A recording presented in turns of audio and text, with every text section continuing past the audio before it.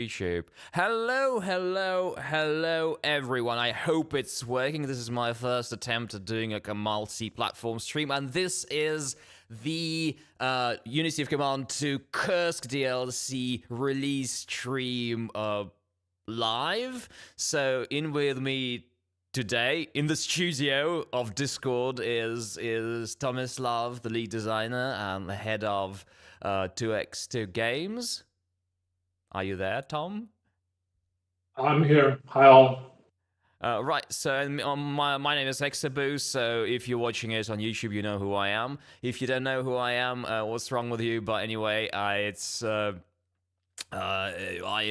designed the Kursk part of the Kursk DLC. So if you have any questions, whether you're on Steam on YouTube, feel free to ask me. Feel free to ask ask Tom stuff because he knows virtually everything about this game. So yeah. And also, we will have the other designer of the other campaign joining. So Frank will join sometime later. He's still not away from keyboard. He hasn't returned back to his computer. So eventually he will come back, come join the stream, and so we'll see how it goes.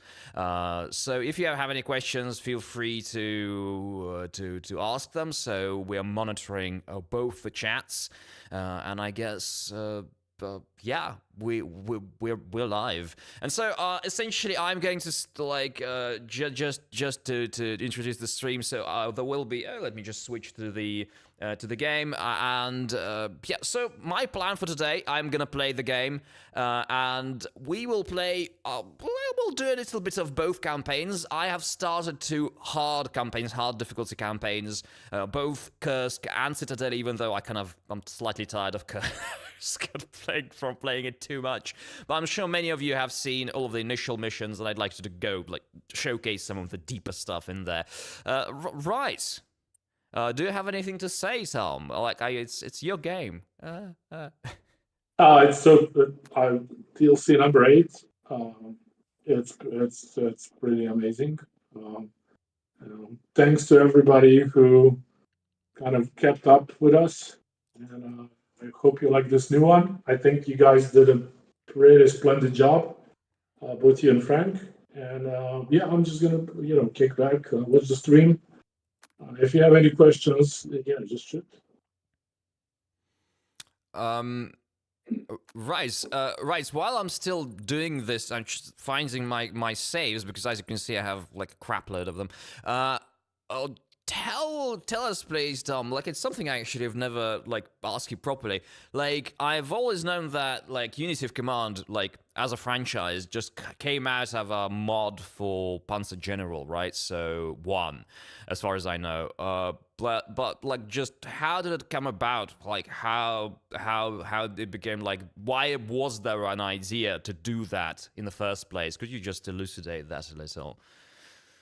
No, so it wasn't a mod so much, but I needed assets. So when I started doing it, I didn't because I cannot draw to save my life, and so I used Panzer General 1 assets, which were the way that game works. They were open, so you could just take their assets. Obviously, you couldn't release that, but just for a few months or maybe even a year as I started it. It was done with Panzer General 1 assets, basically. Yeah. Yeah. There's some screenshots out there. I think I posted them once or twice. It still kind of looks recognizably like Unity of Command because it has the movement bubble, and it even actually has HQs, which didn't appear in UFC 1, but were kind of on my mind already then. It was too complicated to do. Because I was figuring out how to do games at the time as well. So there's just too many things to do all at once. Yeah. So yes, UC1 was kind of like, this is about as much as we can do. Right? This is about as much as we can put in a game. So we gave it our all. And then for 2, we added all this other stuff. Yeah. Oh right, so it's actually yeah, like it kind of slightly even breaks my own like I was convinced that it was actually a mod for the game instead of just like being something that uses the assets. Uh, and by the way, if you have like to those who are listening, if you hear any problems with the sound, like I don't see any problems my side. I hope like Tom hears everyone all right. So just let us know if there's something wrong. And there have been two questions on. I wonder if there is activity on Steam, but there have been a couple of questions on my channel. So why is the Soviet Rifle Corps so weak? It usually included 3 divisions of 7-6. Well, it's actually usually included fewer, like 3 or 4 divisions of fewer 1,000 men. 6 to 7 is like very, very rich for even for 1943. But generally, essentially for this DLC. We had to make a few adjustments, at least for Kursk, because I'd say Frank probably is going to talk about the way he built Soviet unions in his campaign. But in the Kursk campaign, essentially the approach is you don't have to roleplay it as the players, but the approach is to essentially. Yes, we are aware of the fact that we have individual divisions and entire corps, and so essentially when we saw, okay, if we just do individual divisions, it's going to be like 100 billion units, and it's way too many, and they're not very powerful each on their own. And so the approach was to still use the old units, right? So still have the what's happening? Yeah, it's functioning. I can actually see I'm showing it. Right, so you can actually still use those Soviet infantry units like Guards 3-3, normal infantry 2-3, etc. And so the stats. But what I did personally is that an infantry division is 4 to 5 steps and always regular. Right, so it's always regular. If it's a corps, it's always full, like, I kind of fiddled with that, but generally it's full strength and always at least a veteran. So, and then I went to see what the composition of the unit was actually in the period. So, for example, because there are plenty of corps which were just one division, I made them veteran, but they were, like, initially they're all 4 steps. Like these 47th Rifle Corps, 51st Rifle Corps, I don't remember, but there are almost certainly like two divisions, and probably weak ones. Right, so there is a representation of the strength of rifle corps, but essentially, kind of the whole point here is that a rifle corps, definitely at this period, is roughly comparable to what is like a German infantry division, right? So, and now there are some it's still a mismatch, and maybe some sort of a modification in the Soviet Union stats may be interesting in the future if we do Soviet content in the future, right? But it's kind of a trade-off. So if you see in the Kursk campaign, if you see units that are veteran or elite right from the start, it's always corps. It like doesn't really represent the veterancy or eliteness of a unit. It's more about like the concentration of firepower in corps, right? So because like for example these this is like from a campaign, but if you see initially like these guards mechanized corps start elite because they had four mechanized brigades in them instead of 3 in normal mechanized corps. And so like I just wanted to represent that.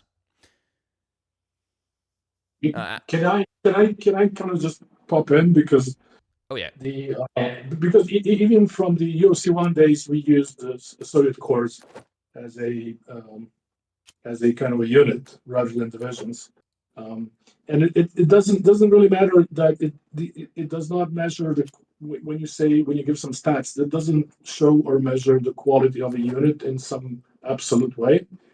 It's more like the number of steps times the values gives you the overall value of the unit. So it's fine to find an appropriate kind of like size. It's a division or core, and then use it for 7 steps, because in the game, the 7 steps will be so much more powerful and, let's say, durable than, let's say, 4 or 5 steps. Yeah. That's why it's good to have a 7-step core. And then if you feel there's a mismatch in strength because you're having like you're underrepresenting the number of soldiers, then you can kind of compensate on the attack and defense values. But I think people are sometimes taking these values too literally. This system kind of needs really fine tuning of this kind, and I think you guys have done a good job. Yeah, like it's still like I see already people mentioning that it's like already see that people are mentioning in my chat that generally like the game kind of originally was made for the Western campaign, and there might be some mismatch between the ways like it's like the units are built and like the way armies are built like in the East somewhat, right? So there might be some differences.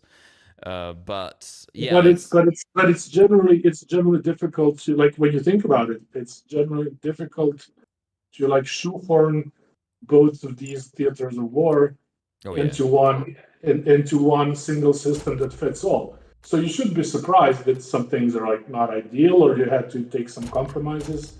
It's just really hard to put everything into one system, and so that the people can understand that.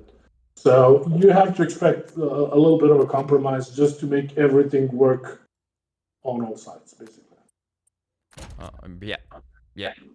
And okay, so yeah, I'm looking at this. Yeah, and like I see that generally like there is some sort of like mention that is one step is 2,000 soldiers. No, definitely not. You can maybe argue one step is like 1 battalion, maybe if it's a division, but it's still like not like a direct comparison. As Tom said, it's kind of not very. Even the number like 7, it's intentionally 7 because absolutely no unit ever is divided into 7. There's no 7 companies, 7 battalions. That doesn't exist. It's like 6 or 9 or something. So 7 is also intentional, just to make sure that we don't do any sort of mapping one-to-one, because you'd go crazy if you do. Like the number of different organizations out there, number 7 is chosen to make sure that this is kind of an abstract measure of how many troops are there. So yeah. So it's neither a battalion nor a fixed number of troops. It's like 1/7 of the overall units that you're trying to show. That's it. Right. And there's also the issue, yes, like why I'd say this is a good approach also in this from this viewpoint that like you have like people already mentioned have already mentioned that you have different theaters, you have different periods, right? So if you look at so like I'm more knowledgeable about the Red Army. So like if you look at the Red Army like in early like in 41, there's plenty of manpower. In 41, there's still like lots of materiel left. Like 42 is like the really hungry, very poor, very like nothing, like Red Army having nothing period, right? 41, like plenty of people, still lots of stuff available from before the war. Not all of it lost. So, and you have pretty bulky divisions. It's still like it's divisional levels, and people. It's only later that you start having these calls, and initially, as the war progresses, and as the issue of manpower becomes more relevant to the Red Army as well, you get these like essentially more reliance on cores, especially in the rifles, because like the cores in tanks and mechanized units became kind of. Became essentially like equivalents of German tank divisions, right? Like direct equivalents, because there were like even like the Soviets actually learned that stuff, learned about how the Germans actually organized did not learn how the Germans organized their tank divisions right from the start. So there was like intelligence work actually done, and so eventually, oh, they do it like that. So let's try to copy some of those things, like just to adapt it to our necessities. So with corps, like with tank and mechanized corps, was slightly different. But like as the war progressed with rifle corps, essentially, especially, you actually had to put all that infantry together so that you have like the artillery of a corps and roughly like one proper infantry division in terms of like units that can actually fight and go into battle as infantry. So you have like, but you have like these changes, constant changes in the way like war is fought, and so you can't just have like this non-abstract, very specific representation of units, or like you have like a much more complex game. Yeah, it's like another option. Are you like you're playing as you're chatting? Yes. Oh, Like, come on, look, like people Frank, would not be interested in me just sitting chatting and just doing like, oh yes, and it's like, yes, look at all of these units, look at the static game that never goes anywhere. right, but if I do that turns out really badly. I can't, like, I don't have the double brain. By the way, Frank seems to be in the chat. So can you find? I don't know if it's like, is there a way to actually make him join a voice call? No idea. Let me see if I can do it. We can just restart the call. We could just restart the call. You can tell we're new to this. I don't know. Input device, add friends. Let's see. Friends. Wait, no.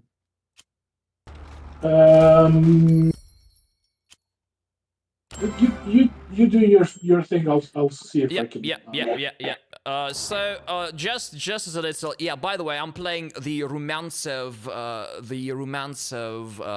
Operation Rumantsev, which is a code name. I think I don't remember what the traditional Soviet name for the operation, like historiography in the Soviet historiography, is like Belgorod Kharkov operation. I don't remember how it was. It's like Rumantsev is the code name. It's like, if you don't know who Rumantsev was, he was a Russian general from the 18th century, just like Suvorov from the 18th century, Kutuzov from the 19th century and 18th century, right? So all these like old school Russian generals.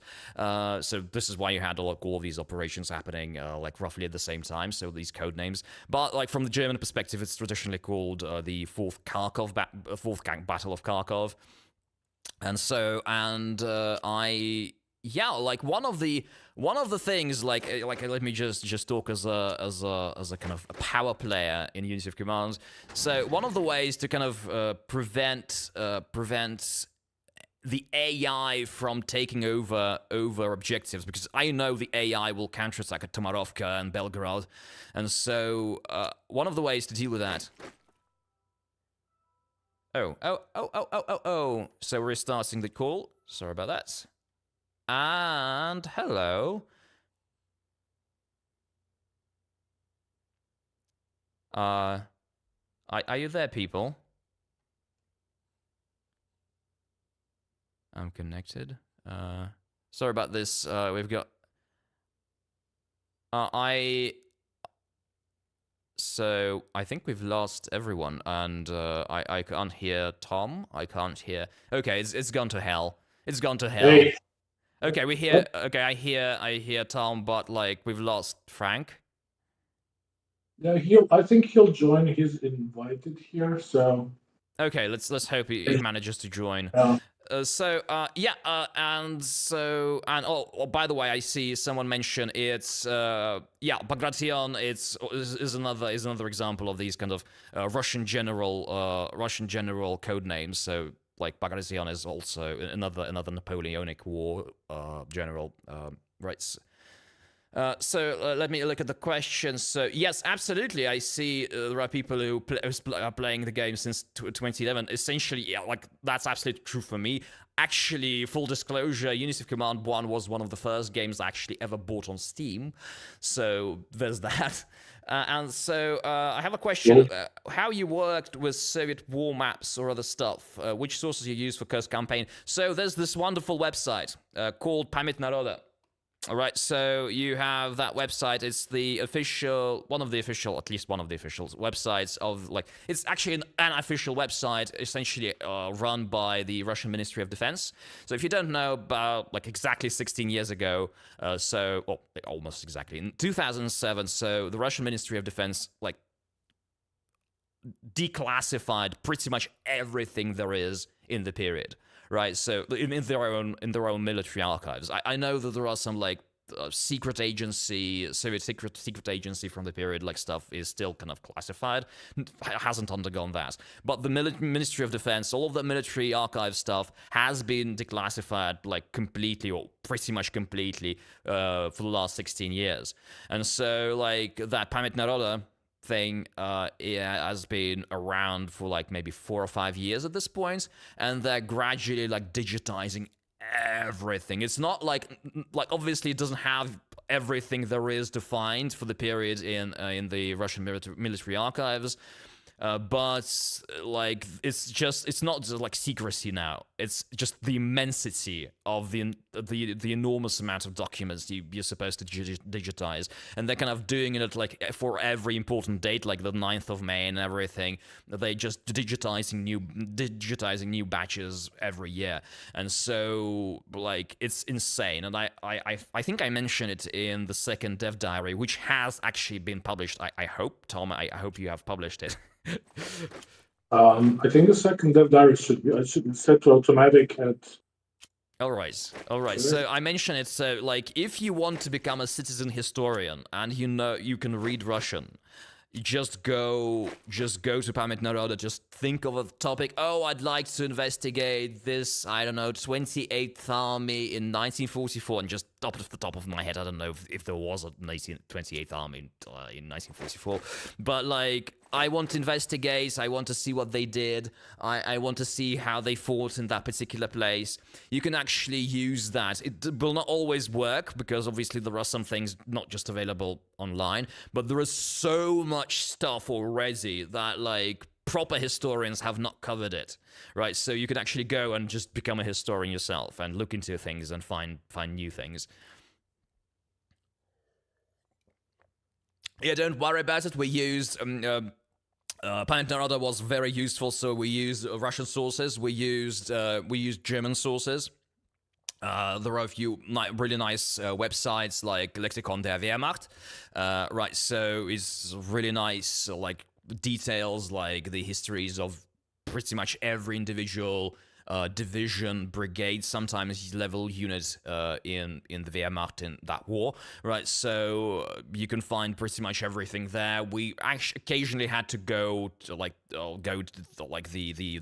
check the websites of the Bundesarchiv, the Federal German archives. So they have a similar thing, even though I didn't find it as impressive as the Russian Ministry of Defense stuff. But it was useful in some places, and so we absolutely had. We had like a big batch of maps, like the Situation East maps, which are daily report maps for the Eastern Front, right? So it's very useful as well, and it's like it was done for the German for the OKW, I think, for the Oberkommando, or like the top command of the Wehrmacht, right? So.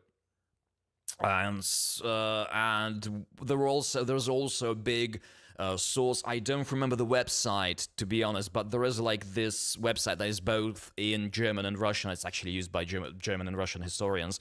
That has documents of Army Group Center captured during Bagration, right? Because, well, like, Army Group Center, like a lot of documents of the Army Group Center were captured in 1944, and they ended up in Russian, Soviet and Russian archives, and so that stuff is being digitized. There is a separate website for that, but to be honest, like, you'll have to, if you're interested, you'll have to look it up. I really don't remember the name of it, but we use some of the maps and stuff from there as well.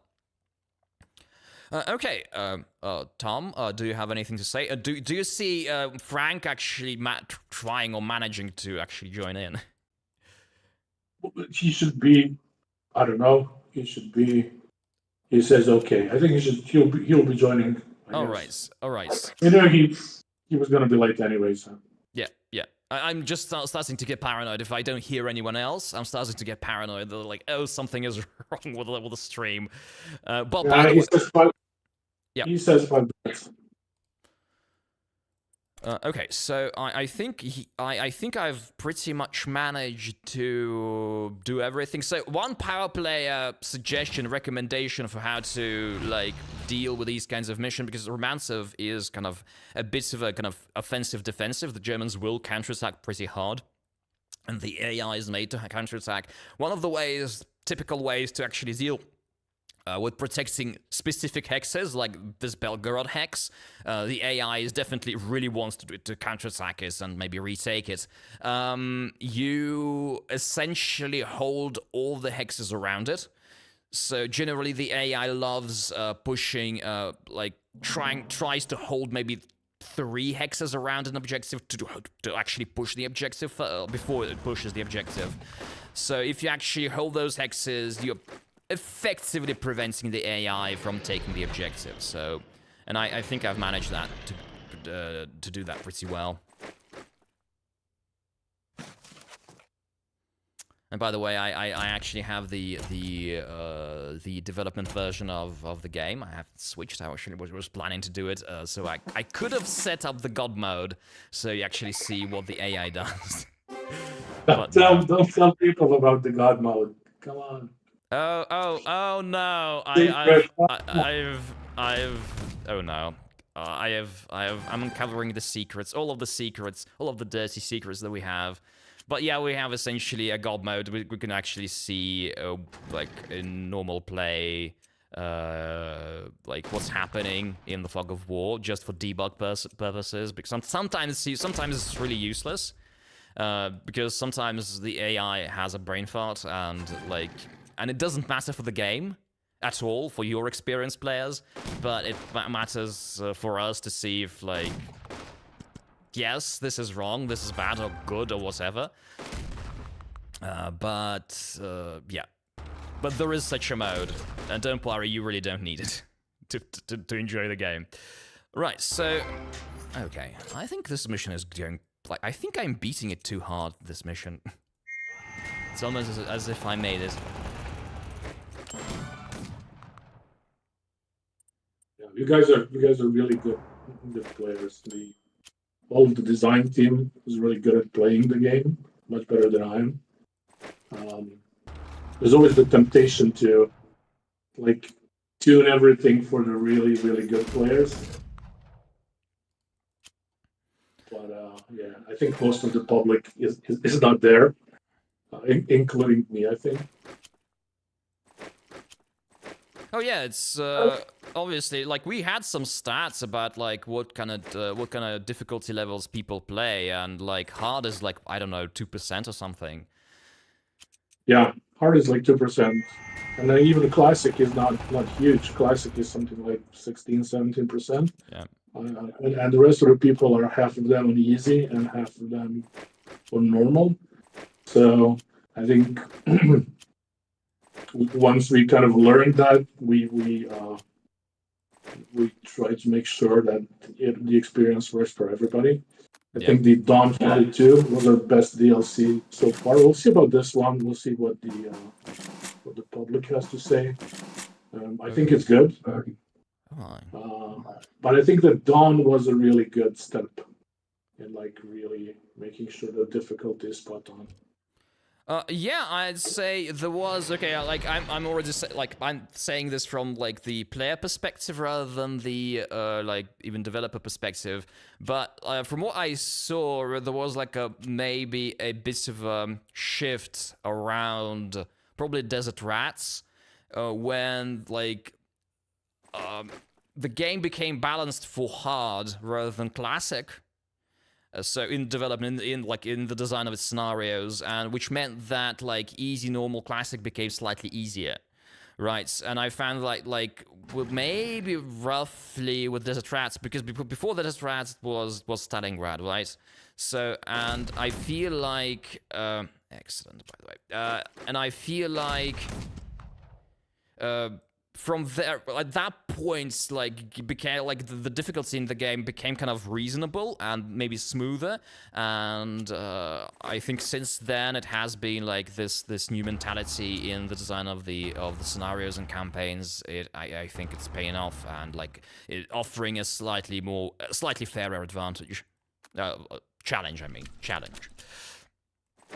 Yeah, it's been a learning curve for us as well.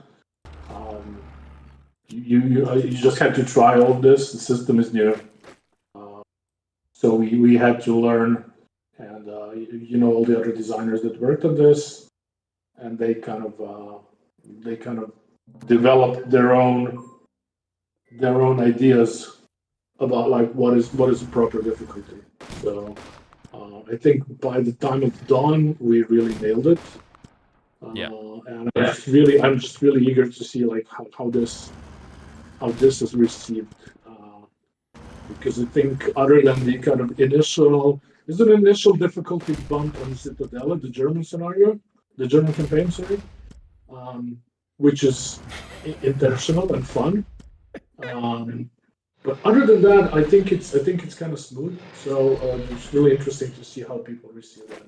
We don't know in advance. If somebody gets mad about it, we can't tell in advance. We play the game a million times, and there's no way for us to know like how difficult it is for other people. By the way, go ahead. by the way, Frank is here. Oh, Frank is here. Yeah, I was like, this is very appropriate because I was going to just joke like, oh, Frankie, are you here already? Hello, everyone. Oh, hey. So, tell us who you are, Frank. Oh yes, of course. Hello, everyone. I'm Frank. Some of you may know me from the workshop as Franson. I have designed the Zitadelle campaign in the DLC with the help of everyone else here as well, and I'm really happy to be here with you. All right. Welcome, Frank. So, like, since you're the new person, I'm gonna ask you stupid interviewer questions. Amazing. So, what, like, actually made you interested in Unity of Command in general? Have you played Unity of Command 1, and what made you actually go and try and make scenarios for it? Like, and the kinds of scenarios actually made, because there was a pattern there. Yeah, they're a bit goofy, you could say. I honestly don't know. When I got into UOC, I played the first one a little bit. I think I was kind of young and I was a little impatient, so I didn't really get into the game. But when the second game dropped around, I really stuck around, and it just kind of clicked with me. The editor was really accessible. Yeah. So like for the stuff that you usually have, the tools are really accessible and easy to use. I guess, relatively speaking. And I don't know, it was just fun. Like I tried making something. I thought it was interesting. I always thought that minor Axis countries were kind of overlooked a little bit, and Italy especially. So I just dug in a little bit. I did some research, and I was like, "Oh, this could be interesting. Let's see if I can manage to pull this off." And then I just kept making random stuff, with the eventual idea that I'll make a campaign one day. What I didn't know back then was that I will actually make a campaign for the game, not just my little pet project. So that's definitely something I never expected would happen. Right. Yeah, I definitely would like to commend whoever I think it was you, whoever made the scenario design the tool. So it's actually almost very, like, I wouldn't call it perfect. It has problems, but it's very accessible. It's very easy to get into and start like making stuff in. It could be better. Oh yeah, absolutely could be better. There are a couple of things I really didn't like, but I'm not gonna mention them because we're being positive here. but like generally, no. It's like I'm already sounding like I'm griping and like, oh no, it's like I'm just no. It's like it's 95% like really nice. And like very easy to very easy to get into and like just start doing things. If you're interested just in trying it, or even trying like just to make, not even just for Unity of Command, just the first time ever, like, oh, I want to make a scenario for something, I want to be creative, like the scenario design tool for Unity of Command 2 is really nice. But I kind of was going to mention before Frank joined. I was going to mention that I feel some responsibility for probably making the beginning of the Zitadelle campaign like more difficult than it currently is, like more difficult than it originally was envisaged, because essentially what happened, we do our internal testing. Obviously, we're like, okay, here, I've made a new scenario, would like to try it, please try it, because I need to see if it's good or not. So, like, we essentially did our each other's scenarios as we made them, and so essentially there were, like, it wasn't just me testing, obviously, it was also Daniel and Tom, and essentially it was that I would, like, we would start a channel, like a separate channel, separate thread on Discord, like, discussing this. And Frank would post like, oh, I've got a new scenario, and like I immediately would go and try it and just find holes in it, and here I just destroyed it, like, and this is like I feel like nothing, like cleared the field, destroyed all of the units. I found a hole, so I blocked all of the supply. So yeah, like, and I think I've given Frank a little bit of PTSD. Can you confirm, Frank? I mean, I guess you could say that there's nothing more panic-inducing than putting out your work for someone to try it, and then you see the work absolutely collapse under the pressure of the person trying it and poking at it. You know, that's absolutely mortifying to me as a designer, because you know, when I release stuff for the workshop, I don't really know what people do with it. I'm essentially the only tester for myself. I usually test the scenarios like 10 to 20 times myself to see if they're playable. But, you know, there's a lot of people that are way smarter than me, or, you know, way more observant than me. So after I had a bit of a bump with this, personally, I saw Hexaboo or Daniel or someone else absolutely annihilate some of my scenarios. I had a bit of like a backwards panic attack, because I was wondering, does this happen to all the stuff I make? Does it all like break apart when someone else than me actually touches it? So yeah, I mean, I don't worry about it anymore. Maybe it's good. Some things need to have a weakness, so you can feel smart as a player when you beat it that way. But it's definitely an interesting perspective to have now. Yeah, I would totally say so. Like I think that's one of the Soviet campaign scenarios. Actually, I don't know which one, but there was a hole basically, and I was able to, cut off the hole in a pincer and cut the supply, and it was obviously at that time pretty early on in the development process. It was obviously something that you guys were going to fix, but that feels so good when you do it. So, oh yeah, if you're a scenario designer, you might think, oh wait, this is a hole that I need to fix. This is an exploit. But to a player, like if it doesn't trivialize the game, there's a fine line there. Really, you feel like a genius, and it's really hard to be objective and say, okay, I've done it by doing these really smart moves.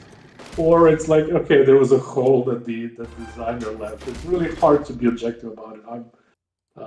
That's my 2 cents about it. Yeah, already feeling like I'm finding holes in this romantic scenario. It's kind of surprisingly easy. I don't know what I did there. But you do, your proficiency at the game is at a really high level. So I just remember this mission to be harder. I remember and I already see, for example, one of the design ideas that like cropped up. I suspect there was something in previous content, but doing like stuff like this. So we have Großdeutschland division, so potentially plopping on this turn, right? So, and the 10th Panzergrenadier division, right? So, and essentially we have a hex that where it just shows up, is supposed to show up, and where it originally showed up, right? But these spots, this spot and this spot, are very easy to cheese, very easy to block, right? So generally, I'm like as Tom has said, like you don't always have to prevent the player from blocking those reinforcement hexes, because sometimes you need the skill, or sometimes it just feels nice to do that, right? Oh yeah, I've prevented the enemy from getting stronger, and like it should be rewarded, right? So it should not be always prevented. But one of the ways to kind of maybe gradually, like just to counteract it somewhat, right, is to add this chunk of map. It doesn't do anything, trust me, right? So there's no objectives, but I can actually have let the AI actually plop units somewhere further down the road. So this place is much more difficult to access, like this far, Mirgorod and everything. So it's much more difficult for the player to access early. And so if the player actually blocks these hexes, so the nearby hexes, it's essentially like the other hexes are like one turn away. So essentially the player delays enemy reinforcements by one turn. So like it rewards the player, but it does not break the game, because like with that, this Großdeutschland and the 10th Panzergrenadier division, like the mission gets even easier. Even though I'm really surprised, it's bloody easy. I think we'll need a patch. We'll need a patch. And by the way, it's turn 4. Oh no. I feel like it's too easy. Any comments? I don't think it's too easy. I think it's fine. And we'll see the data from people. I mean, you know all the ins and outs of the scenario. It's really hard to be objective. You need to have somebody else make that call. But we'll need a patch, because I've noticed that there is a recon plane missing. Generally, it's a good idea to have recon planes, just like to be nice to the player, at least one, just in case you can actually, well, just be able to see what's inside. But oh no.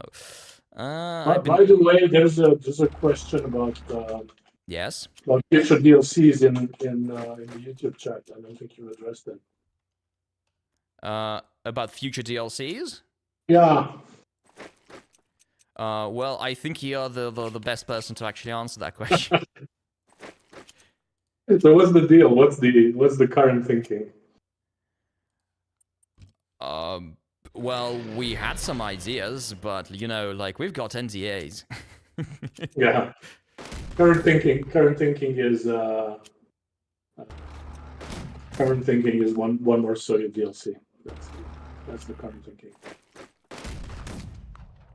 Yeah, so like one more Soviet, like you've heard it from the mouth of the boss. So yes, so there's going to be something, another Soviet DLC. As far as we kind of, it's still very much in the discussions, and kind of also depends obviously on how well this DLC sells, essentially, right? So it that will probably, I'm assuming, will decide what we have in the final Soviet DLC, right? Sure. I mean, the question was like, is there going to be some big overreaching Soviet campaign, or like one or two DLC about the remainder? And if it gets done, which I think it will, but you're right to be kind of non-committal. If it gets done, it's gonna be one. I think it's gonna be one DLC for the rest of the war. The way we counted the campaigns and counted like what can go in the scenario, it looks like one. I think to me that sounds fair. Sounds like that would be a good campaign. If we cut it into two, it would be like we're trying to milk it necessarily. I think one is good. Yeah, we're still in our don't be evil stage, right? Yeah. Oh yeah, I've kind of. All right, so let's see if the AI actually manages to kill my push at Bagadukhov, but hopefully yes. Frank, you've been silent. Have you any thoughts about like the upcoming DLC, maybe? Or like, well, what do you think about this whole issue?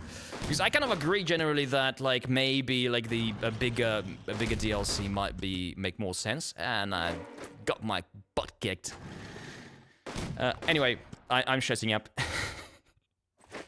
Well, I suppose like I haven't thought about it that deeply. There are definitely things that I would love to take part in, like recreating and interpreting from historical purposes. For my own, I guess, emotional attachments to history and so on. But obviously, there's a lot of potential in the end of the war for the Soviets. A lot of fun possibilities, and the idea of a big Soviet campaign that the more people we can, more people could work on. Let's say, hypothetically speaking, that we get to participate again. It would be fun. I think it'd be fun cooperating with someone on actually making a campaign together, because the creative process for Zitadelle and Kursk, they were intertwined in, I think, like concepts and what we wanted to achieve overall for the DLC, but it wasn't like a fully connected productional how do you call this? Yeah, like we did. It wasn't a joint production. It wasn't a fully like a team effort in those campaigns specifically. It was very like helping each other out, but it was never very intertwined. Which it might be fun, because I feel like it could bring a lot of very interesting design perspectives to a single campaign and really make it fresh and fun. It's especially something I was really afraid of when making Citadella, was just making sure the missions feel different and it's not just a repeat of the same thing over and over again. Yeah. So I feel like that's a trap that could be very easily avoided, or potentially avoided in a longer campaign with more people working together.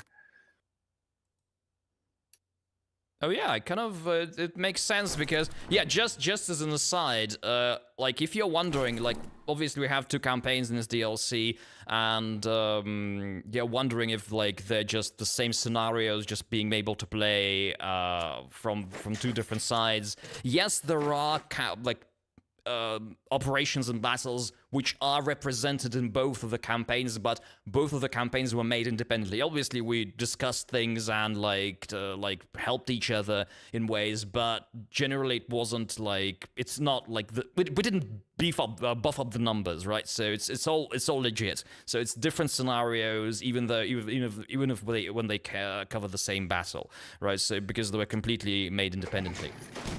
Indeed, that was what was going on. Yes. Yeah. Because I think I've seen some people maybe concerned, like, yeah, so like we're just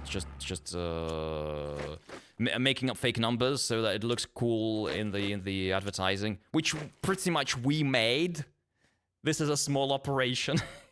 Right, so and the dev diaries and everything, which, by the way, second dev diary right now has been released, presumably on Steam. We actually have shared a few of the things we've talked about already, and so here yeah. But yes, I kind of agree with Frank in terms of it potentially being an interesting experience to do one campaign this time together, because I know that there are some organizational problems, like difficulties that will arise purely technically, because like there are things like the creation of units. So you generally, if just one person who is doing the campaign, you can actually do it independently. Can create units without going into like fine details of how it's done in the scenario design tool, and so scenario maker. And so, but when it's like more than one person doing it, so we'll have to keep records of what we're adding or what we need to add and stuff like that. So there will be some difficulties, but it might be interesting. To be perfectly honest, I ran like a huge Excel sheet with just every unit that I was adding, so I can like go back and look stuff up if I need to, and just have a general like overview of what's in the game. So personally, I don't think it would be a problem for me. I already did it the whole DLC, and I only stopped doing it when I was in a big time deficit due to like my real life stuff as well. So I don't think it would be a problem. Yeah, I kind of was surprised by the way, Tom, did anyone do that? Like, did anyone keep those Excel sheets full of units like at the beginning? Well, not us. Okay. Not us. In the beginning, the original campaign, I really appreciate it. It was done in a very chaotic way. We just tried to push the game out the door. So we just ran some scripts and kind of like, kept our fingers crossed that the campaign doesn't fall apart. Yeah. And then all these tools that you guys used, we're now at DLC number 8, so the tools got improved and everything got a little bit better. But the situation, like when we were making the base game, was fairly chaotic. So there was no, I don't know. We were just happy to get the thing out the door, frankly. If I can say that. It's much more orderly now, and especially because everything goes through localization. So at least for the purposes of localization, you have to keep a list of units. So that there's that. But like in the initial go, it was just all chaos. Basically, that's how I remember it. Right. I to be honest, I was a bit annoyed when I found out that Frank was keeping like Excel sheets full of units, because I'm lazy and I'm kind of just wing it in many ways. It doesn't sound good like for marketing purposes, but like generally I approach it from scenario to scenario, and like it led to some problems down the line sometimes, because like certain units like show up multiple times, and if you take it from the viewpoint of the campaign, you get like sometimes, a unit does not have 203 millimeter guns this late in the campaign because it showed up like 3 times before that and did not have 203 spec before that, right? So you have these kinds of inconsistencies that you'll have to kind of iron out later in the development. But I think there is some value to kind of this approach with spreadsheets and everything, especially if there is like if the campaign is made by more than one person, because roughly if you just alone, you generally can remember things. But if there's more than one person, but by design, by default, there are some unknowns, and you have to kind of be able to share information and make sure that everyone knows it, or can know it if they want to or need to. But not just from the aspect of scenario design. I think just even from the player's side, the problem or the issue of like managing all of the units that you have at your disposal has not been solved. We would need a better unit management scheme, because you're managing, especially in a big campaign like the Victory in the West, you're managing 1 million units. You have very little visibility of where they're going, and you can see people now and then, putting up objections in the forums that they would like to get a better grip at that. But I haven't yet figured out a way, because the scope is so ambitious that we took. So we're showing all the units, we have all the correct divisions, everybody's in there. If there's like a French brigade that appears somewhere in Italy, we have that. And that unit kind of just parachutes from nowhere into your force pool, and it just goes away. and it's really hard to manage, and it's really hard to present it to the players as something meaningful. So for the moment, it is what it is, but it's something that it's like a long-term issue that I would like to solve. I mean, either in this game or more likely in something that we do in the future. Right. Yeah, it's generally, I would agree with the people who kind of ask for that. It's something. I'm gonna like go even a step further and say it's not just about like being able to play well. Right, so you kind of don't need to have a full overview of units to play well, but it's also a matter of like of the narrative, to have like some sort of attachment to specific units, right? So, and to be able to say, oh, I've played this division here, and here, right? So. Right. Like it's nice to have that. Like it's always, because you don't really need it to play well and to plan. You don't really need, because like seeing this stuff, right? So the unit, this guy is gonna stay for another mission. This guy is gonna stay for another 2 missions or whatever. Okay, I'll try not to lose them. I'm not gonna strip the spec or any reinforcement step from it, right? So. Yes, there's this planning, and that's enough for being a good player, right?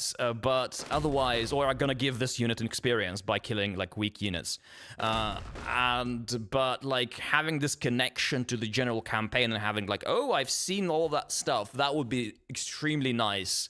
But I'm suspecting like it might be a bit difficult at this point.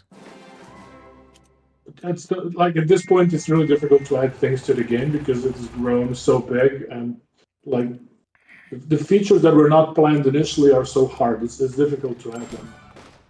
By the time we added 8 DLCs and all these features for different factions, new cards and new abilities, everything kind of like messes the original structure a little bit. So it gets really more and more difficult to add new stuff. This is it's purely a technical limitation. It's not something from the design standpoint. It's just technically harder and harder to add stuff.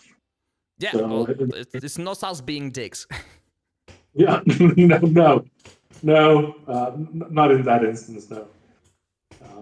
Yeah. All right, so I have completed the Romance of Scenario. I'm gonna make it much harder because I've just managed to clear the entire map. Come on, you should leave it like it is. This is just purely a power trip. But like in fairness, there are a couple of tiny things I've noticed that will get updated, so it's fine now. It should be playable now. But like, so go ahead and buy the DLC and try. Or maybe start with Zitadelle. It's more polished, right? So clearly, right? So I've noticed a couple of tiny little things. He doesn't know what he's talking about. I've noticed a couple of tiny things that will need like really tiny updates. I've just noticed these sort of slightly small things that are not going to affect significantly your playing experience of this scenario, but I've noticed them. Right, we'll discuss them later. I'm not going to like show all of the dirty laundry here.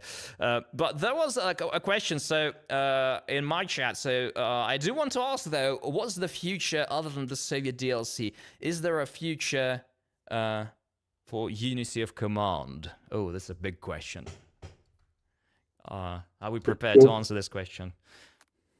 We'll answer all the questions. There's a future because people like to play this system, so there's a future for the system.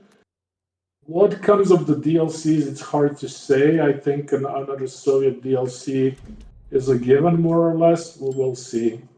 I'm pretty set on that one. Other than that, I think there's a future for the system because it's, I think, well liked. Yep. People enjoy it, but what the shape is going to be, I'm not prepared to say yet.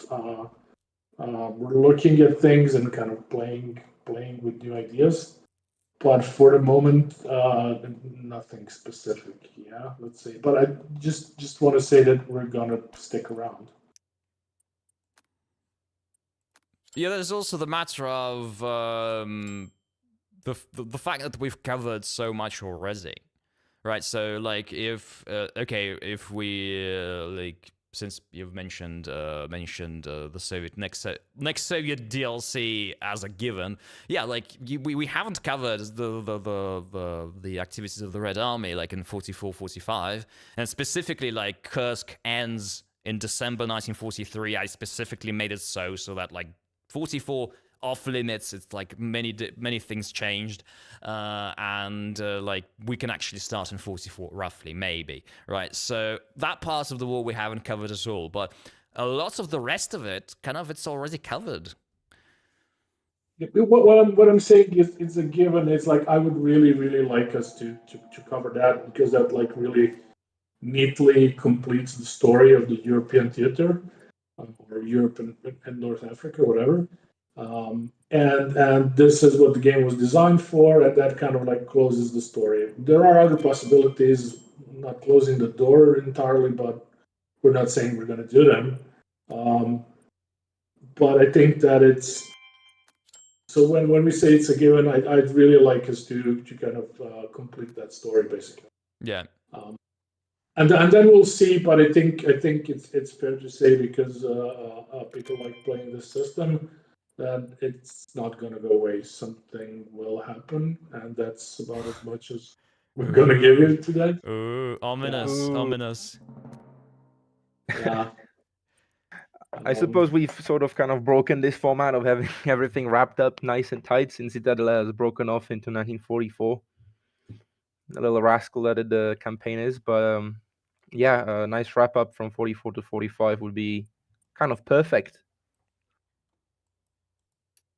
Yeah, I think it's needed. It closes the campaign, but I think this period that you guys have done is actually very exciting, and it's fun to play. I've enjoyed.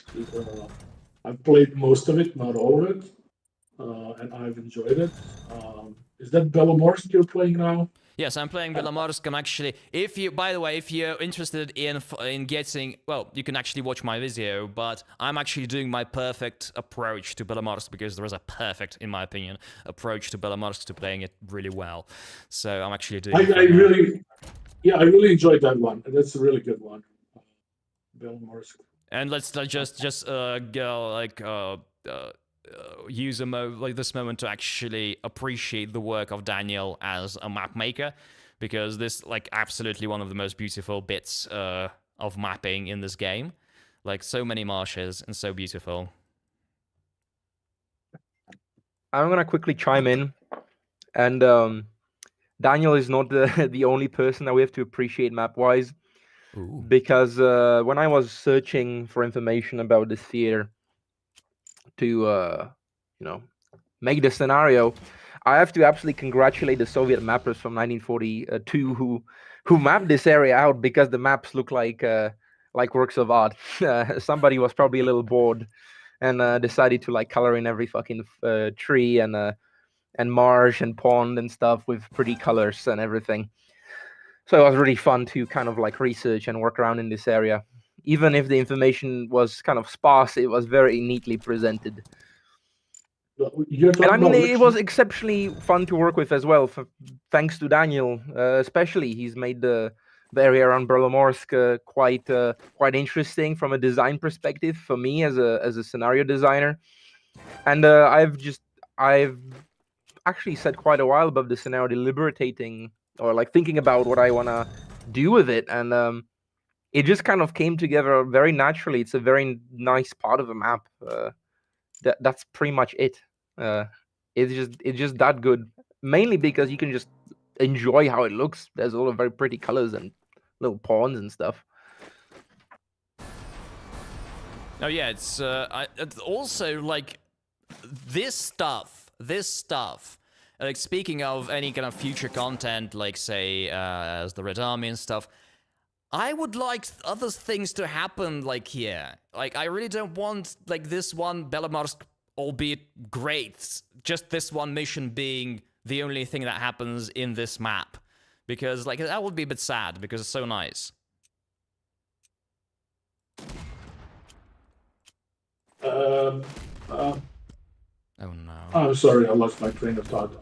But I wanted to say, so sorry if I'm interrupting that. The very nice bits of the map were done by Michael Woods. So Michael, if you're listening, he's another Dane on our team. Yeah. So Michael, if you're listening, thumbs up. He was the one who did the like very nice and artsy parts of the map, and then the final, as you guys said, the northern part was done by Daniel. But usually it was a combination. Usually Daniel would do a layout of the map, and then Michael would do the finer points. Right. But I agree, the map has been done beautifully and with love. But it's been also fun because because some of that content actually showed up. Is already available. Some of the new kind of mapping work that hasn't been used in official content is already in the game.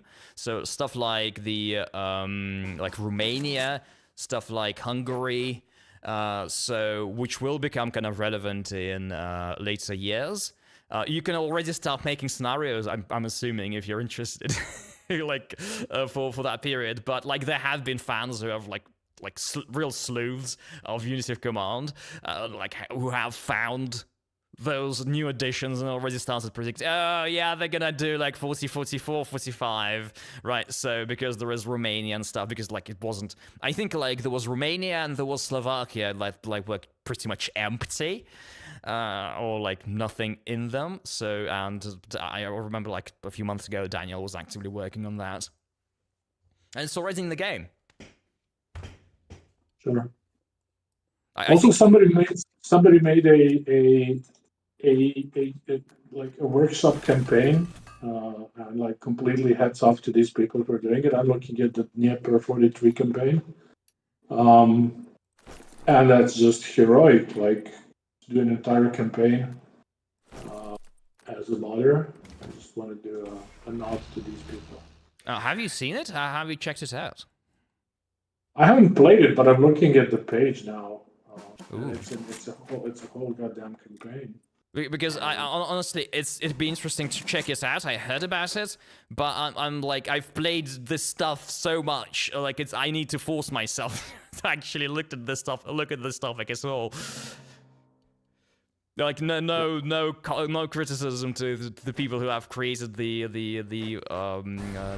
Dnieper 43 campaign, because like it's just burnout sometimes. Like it's sometimes hard to find time for more Unity of Command. Yeah, also that. It's like your day, like especially my day, is like full of it. So it's like it's difficult to find time for more, but it's impressive. Yeah, it's not the only one. There are a couple. Right.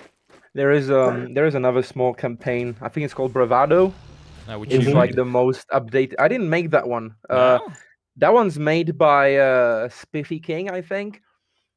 He appeared once, made the campaign, and disappeared off of the face of the earth again. It's actually something that I think inspired me to work on, on just community content, because that's such a fun piece of content. For those of you who don't know, and for Hexabu as well, quick sum up is that Bravado is a fan-made short campaign with the Italian invasion of Greece, and you can actually go ahistorical, of course, and actually succeed in taking Greece as Italy. It's quite. When I played it, I wasn't as skilled at the game, so it felt quite hard. You would have to work with the fact that your units all suck, since they're all the pre-Desert Fox and pre-Desert Rats Italians. But it is incredibly fun, and when you actually get to break into Greece and then face off against the British and stuff, you realize how screwed you are and how it is fun. That's all I'm saying. It's incredibly fun. You should absolutely, if you've not played it, all of you in the chat or whatever listening, you should absolutely go check it out. Spiffy King is a great modder. He's figured it out in like 1 week how the campaign system works, and retroactively managed to basically reverse engineer the entire system to put out in the campaign. Here's a question somebody is asking. We were promised the final word on whether or not UFC2 is a puzzle game. Oh. You want a quick answer or an unsatisfying answer? Yeah, I don't know. This is something. Quick answer is no.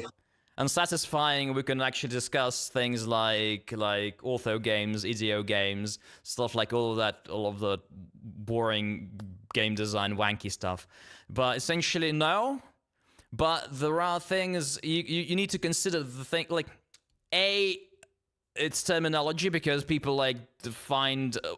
You can say that pretty much every PvE game is a puzzle, right? So because you're not playing against a human.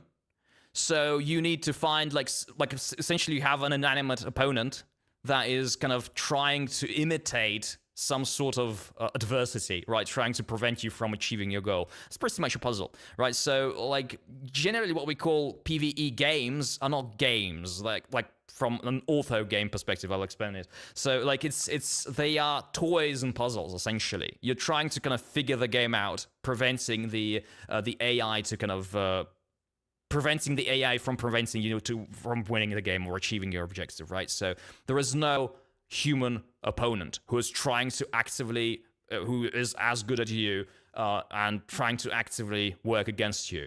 And ortho game, which means like ortho means like straight or correct, right? So in Greek, and means like it has to be a versus game of some kind. You have to play against people. So multiplayer games, like if you play Counter-Strike, that's a game.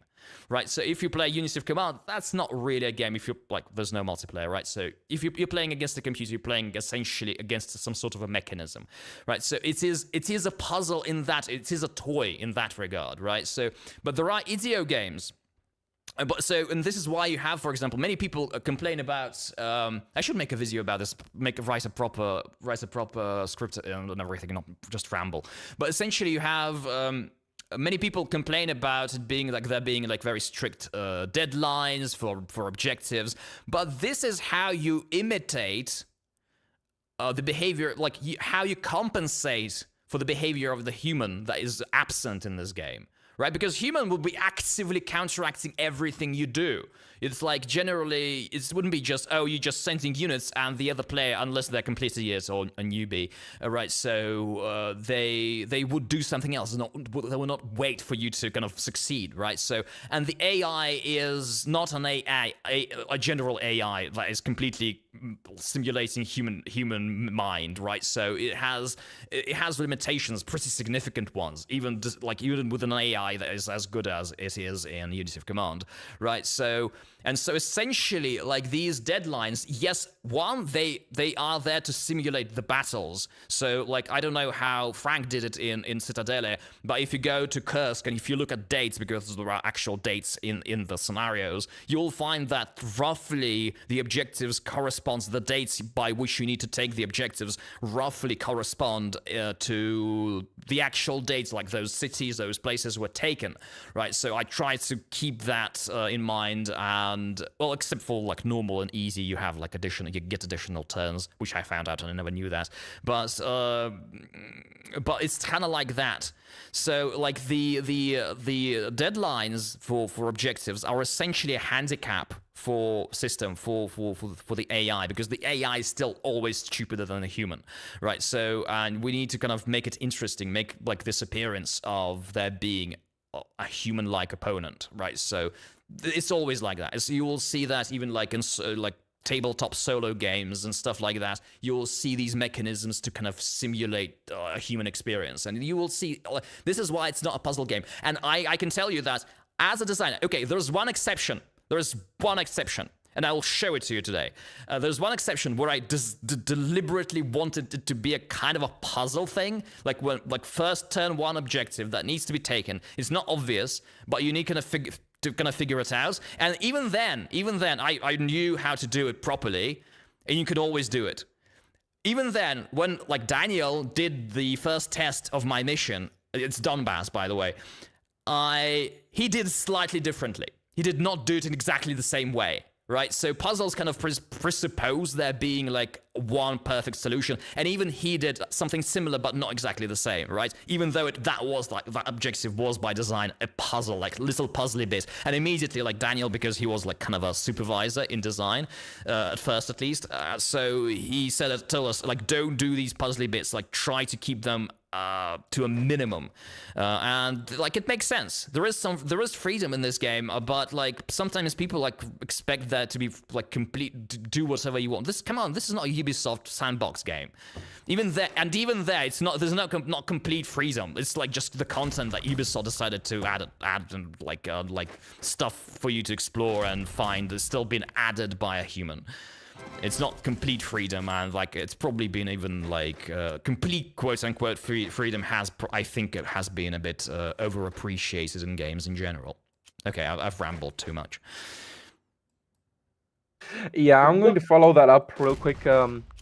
Exabus has been talking about the way the scenarios follow the dates in real life with the operations, and Citadel has followed a similar design philosophy in that regard. So essentially, the deadlines have been kind of pinpointed to approximate real life captures,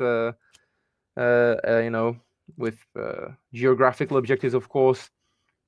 But they've been subject to change based on game balancing and difficulty and all these kind of things.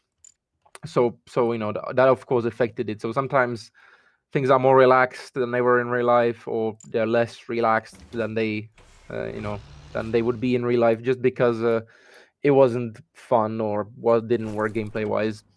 The exception to that is the Citadelle's alternative branches, where I could just throw shit at the wall.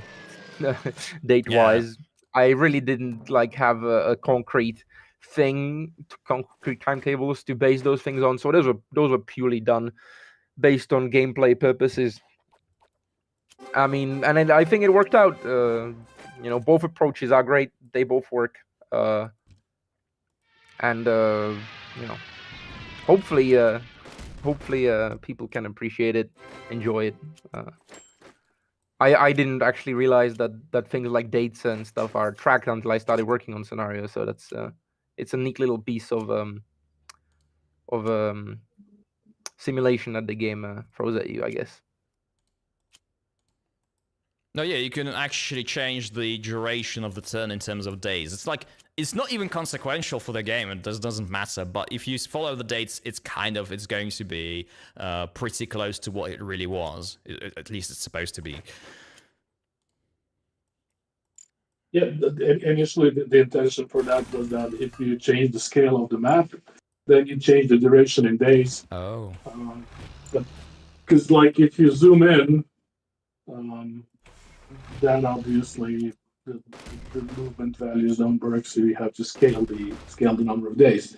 But then I think the scenario designers kind of took the freedom to change that, and I agree it's fine. But the original intention for that was like if you zoom in the map, then you also zoom in time. Right. And regarding the puzzle thing, I think there's two aspects. One is that there's this is an abstract rule set, kind of giving you, the scenario designer, the opportunity to create a nice little war game. Can you make a puzzle with this abstract rule set? Sure. But you could kind of turn this question around. Like if I told you, Frank or Hexaboo, if I told you to create me like a puzzle with any significant number of units that you guarantee is only solvable in one way, I think that would be kind of a problem. It wouldn't be so easy. So I think it's possible to create these quote unquote puzzles, but it's what I've seen that is puzzly is usually like maybe on first turn people create some first turn problems that are puzzly or something, but it's not baked in the system itself. It's more like how the scenario designer uses it, and overall, I think we try to avoid it, and there might be like a handful of scenarios in the 200 plus scenarios in the game and the DLCs that are that have this puzzliness trait. I don't think less than 10, I would say. So that's one aspect of it. The other aspect of it is that people kind of there are people out there who are after a kind of purist definition of a war game, and that kind of reminds me of the discussion about roguelikes.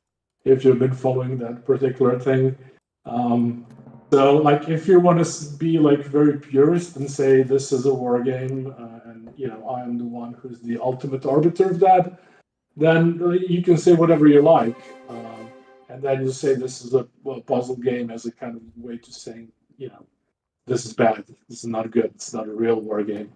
But I don't think it really means what it means. Then it's not a puzzle game. I think it's just people saying that they don't like war games taking this particular direction. It's just being maybe like poorly articulated. But I disagree. But that's what it is. I think that's a separate issue from the actual puzzliness, which occurs but rarely. But there's also the element of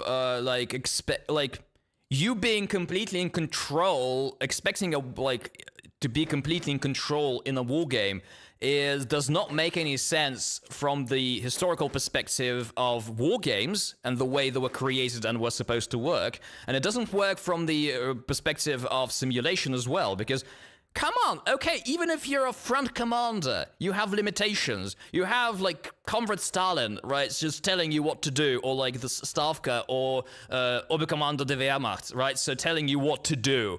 You'll still have to have limitations. You still have your goals. You still have, you're gonna get that, you're not gonna get that.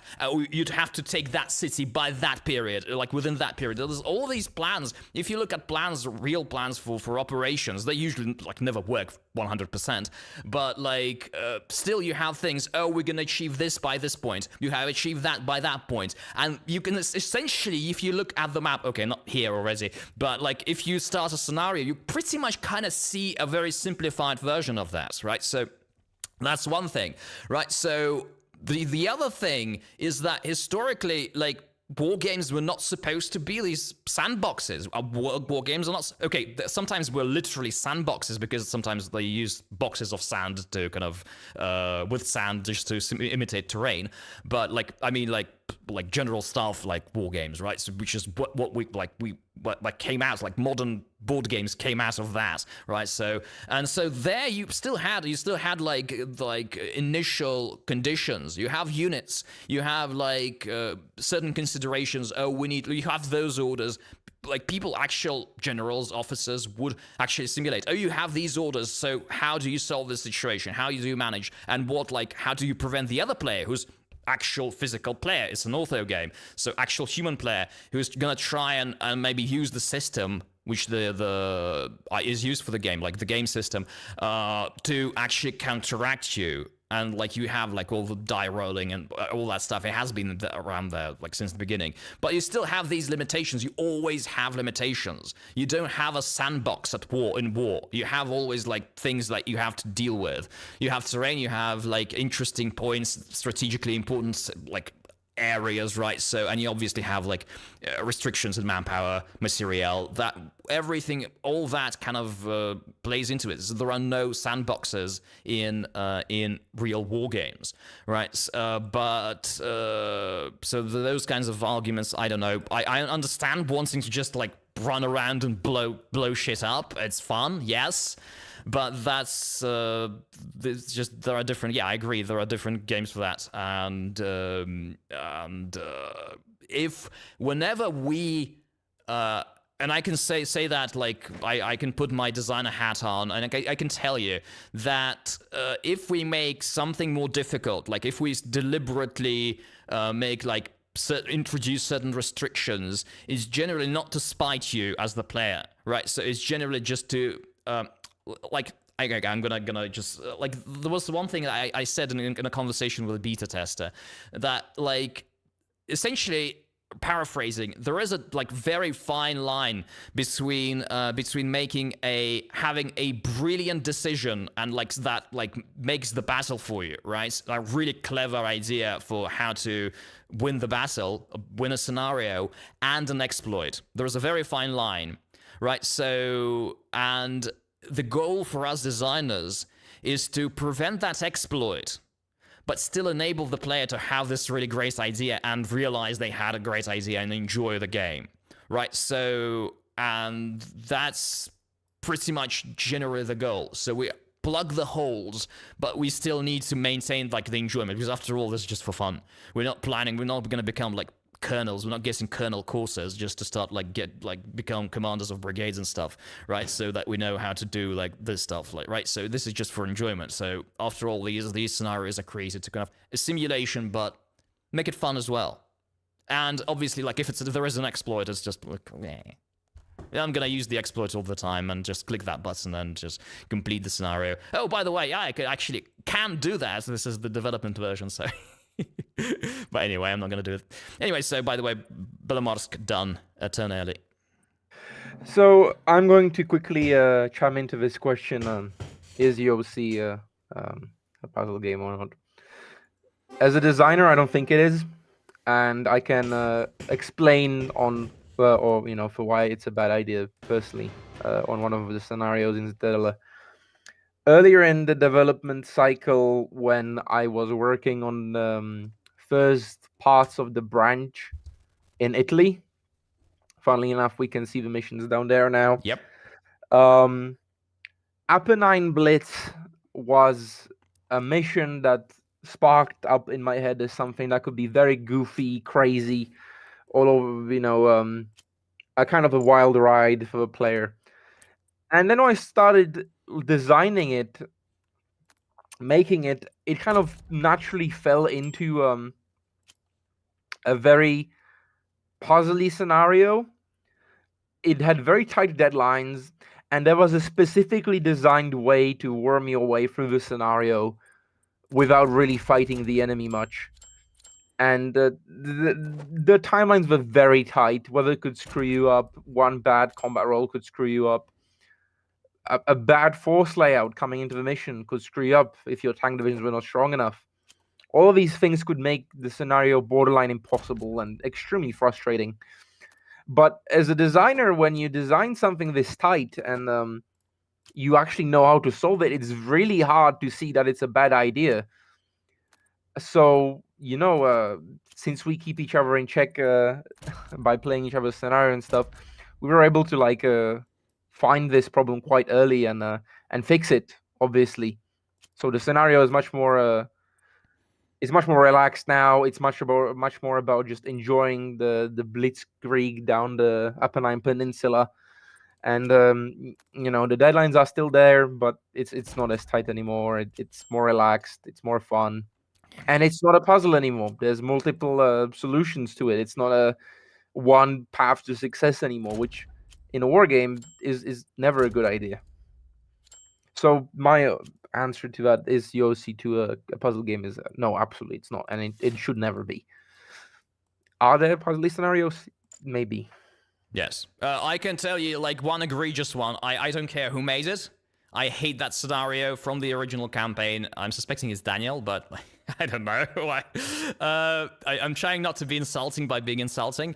It's Dragoon. Dragoon is an extremely annoying scenario. It's very puzzly. There are a few things that... Probably there are a few, like, choices, but it's, like, easily the first really, really puzzly scenario that you encounter in that game if you... Yeah, you always encounter it with the historical alternative history. And it has problems and, like, just a bit too tight. And sometimes it just gets annoying, especially on high difficulty levels. Yeah, I think Daniel wanted to it was Daniel because it's in the base game, but I think he wanted to achieve the historical timeline. I think that's the story, and because the Americans kind of did a really fast run on that one, and I think he wanted to achieve the historical timeline and kind of it was a little bit too ambitious. It's like for a player with the movement characteristics of the units that are set for an average maybe performance, it's really difficult to achieve. I struggle sometimes. If you want to get everything on time, that one is a struggle. Yeah. Yeah. I'm going to veer off quickly to the chat again. I think there's a question. Yeah, please. I can't. I'll- Just by the way, just a remark for you, Tom and Frankie. If you see, I've noticed there are things in chat. It's difficult for me to actually follow it. So ask questions from the chat. I'm going to answer this one or read it out first. Let's see.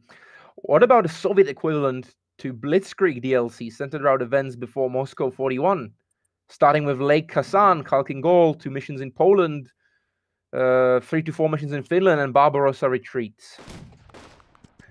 I mean, of course, this is more of a question towards Tom. I don't think something like that is planned. Zitadelle is a good example why these things aren't probably planned much, because Zitadelle is a campaign that kind of had to build around the fact that not that much stuff was happening for the Germans, in 1943, kind of in their way. And the alternative branches really salvaged that up by just moving the theater somewhere else and into Fantasyland. But if you're interested in Finland and in early war stuff, I don't want to like self-advertise my work, but I have actually made an invasion of Finland 1939. Yeah, 1939 scenario for the Soviets. It's on the workshop. It's called Birthday Present. I've used Finnish maps for it, historical on some like half-dead internet forum online that I managed to find. I think actually someone from the community has shunted them over to me. So thank you, whoever did that. And it basically covers the multiple month period of the Winter War on the Karelian Isthmus. So if you're into that stuff, go check that out. Great idea, by the way. I don't think Khalkhin is happening in YOC. That's probably a question for Tom. Maps, they're always the problem. But Poland, Soviet Union, Finland, remind me when I'm not working. Nudge me slightly on Steam in my DMs, and if I'm in the mood, maybe I'll start a little project for fun. Wink, wink, I guess.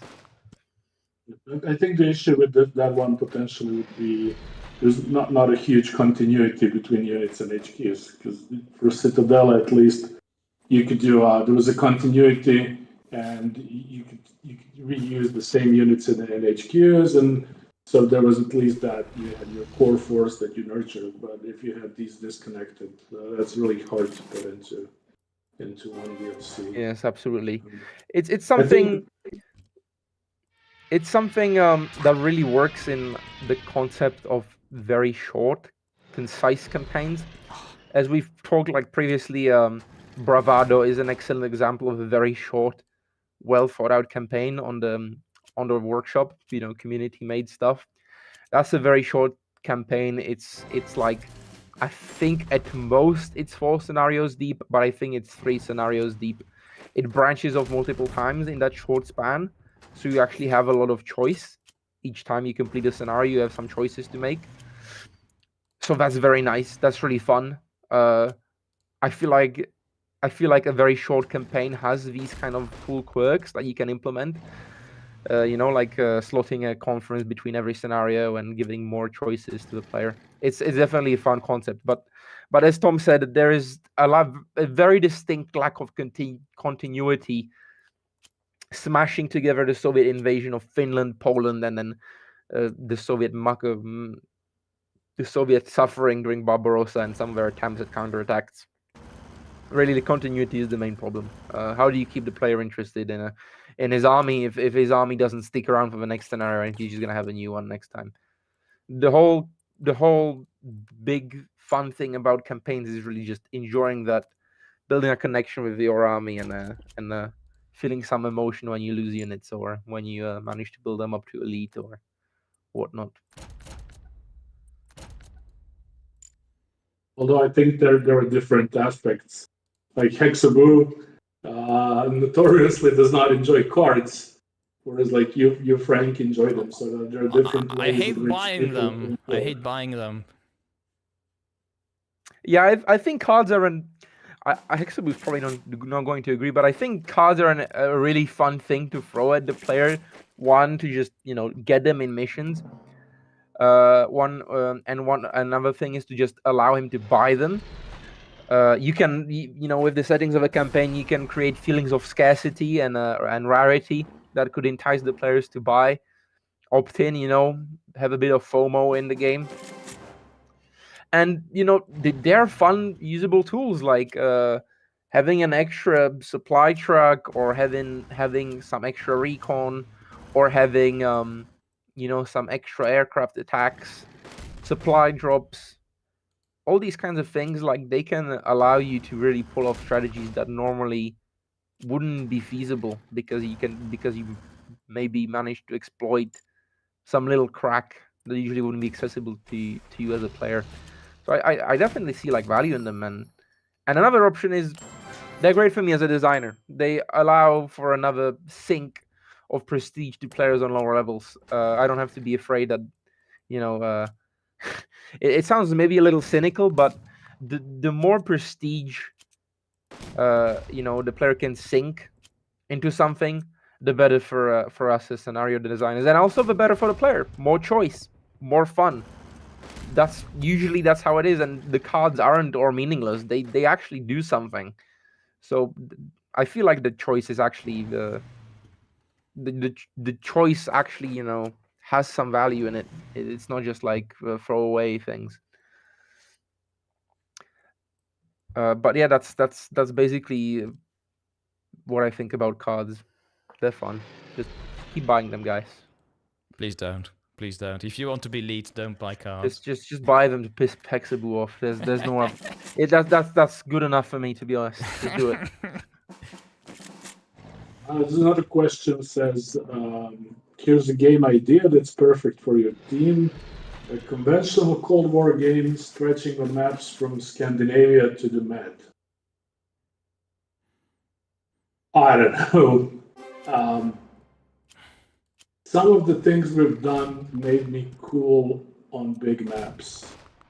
Cold War aside, early Cold War could be similar kind of capabilities, so that would work in our system, but the issue here, to me at least, is big maps. What do you guys think about big maps in this game?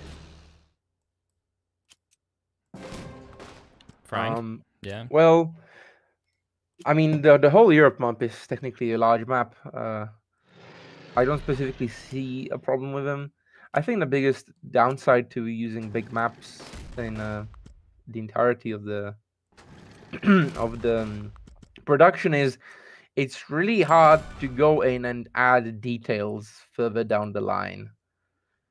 It's an issue we've encountered during the Kursk and Zitadelle production, and we've but I meant to ask a different thing, which is some scenarios. The question seems to suggest that it's, I guess, to play like a game right, that would, yeah. I do have a perfect answer for that. Maybe we'll see further down the line Hexabu play Feuersauber, which is the last scenario in the German Zitadelle alternative history Northern track, which ends with the German assault on Leningrad and the Soviet strategic counteroffensive, mirroring the real-life Novgorod-Luga counteroffensive.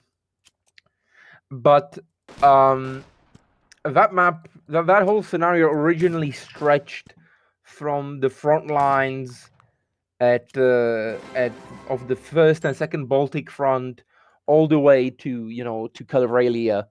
It was a massive, ginormous scenario early in the production. I was really ambitious with it. I thought it's going to be amazing. It's going to be, this will be the big bad.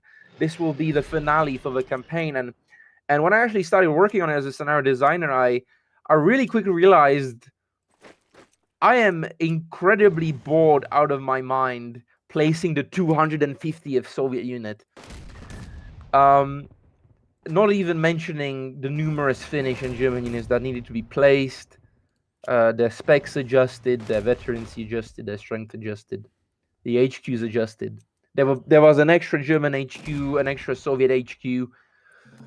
there was so much stuff to do. I had to look for extra maps as well because I was covering a larger area, and the first Baltic front, I think it was, didn't have particularly good maps on the Soviet archives that I could find from the period. Hexabu, thank God, he's been able to chime in and help me find more stuff. But again, it wasn't very good.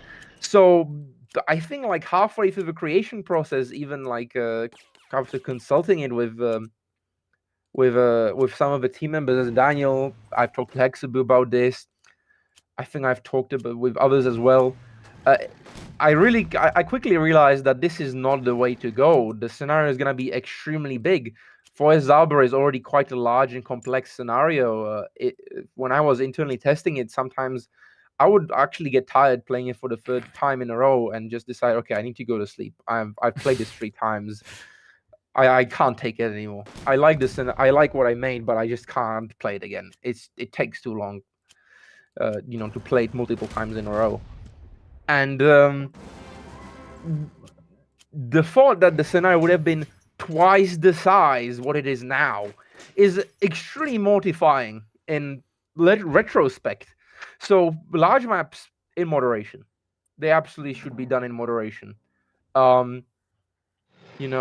Having a, just imagine, I've seen this before in the community, by the way. Imagine playing UOC on the entire European map. Let's say you have the entire European map. You have the entire army set up from the start, stretching from France all the way to Moscow. And you do this on a turn-by-turn basis with unlimited amount of turns, where you have to take all the strategic objectives to complete the game. You get reinforcements every once in a while. Maybe the game strips in units for the entire years the game will need to cover, which will already be absolutely exhausting to script and make.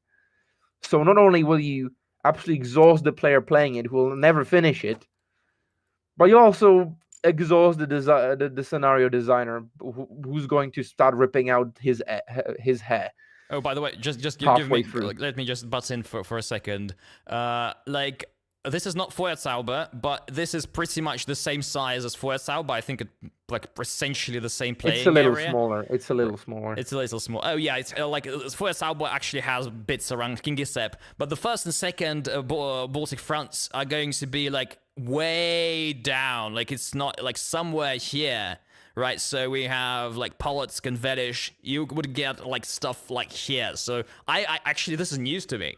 So I didn't know it went that far initially. So it's huge. It's huge. I think the scenario originally stretched just north of Veliki Luki and south of Pskov.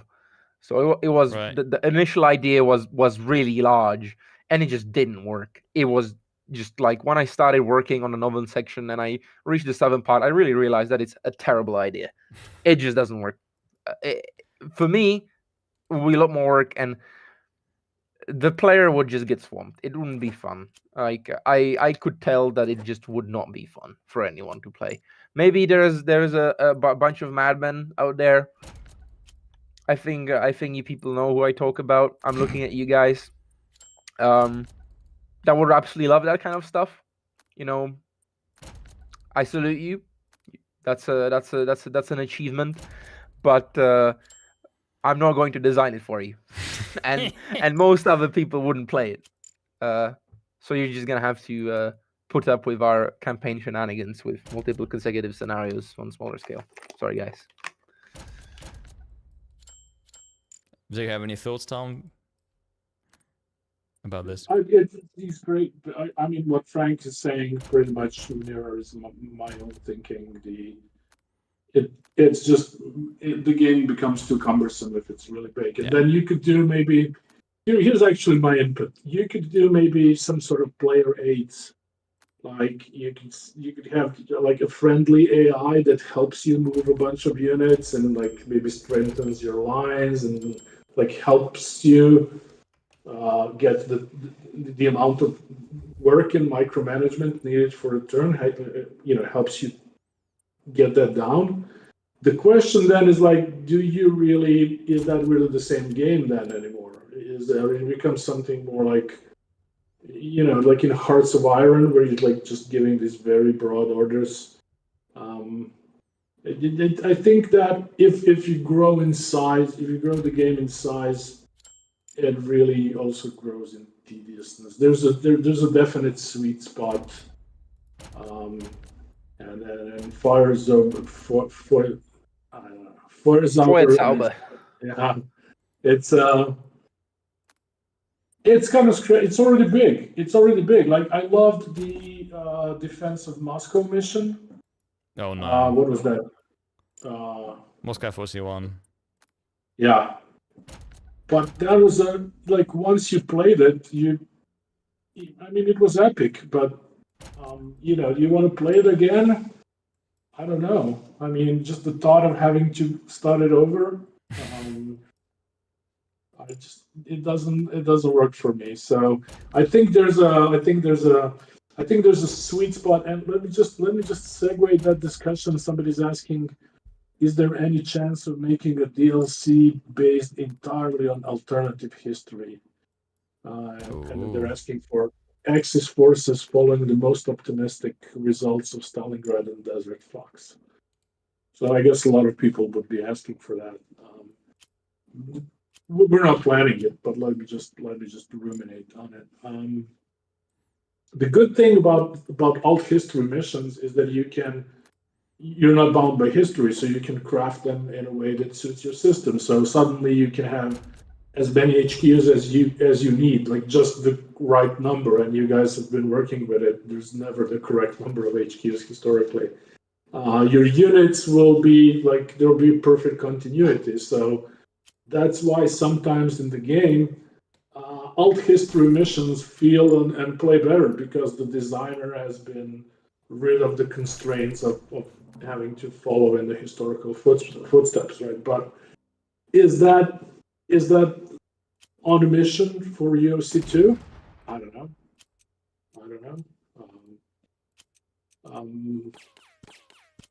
I'm not. I'm just kind of commenting on that from a perspective of that it's easier to make.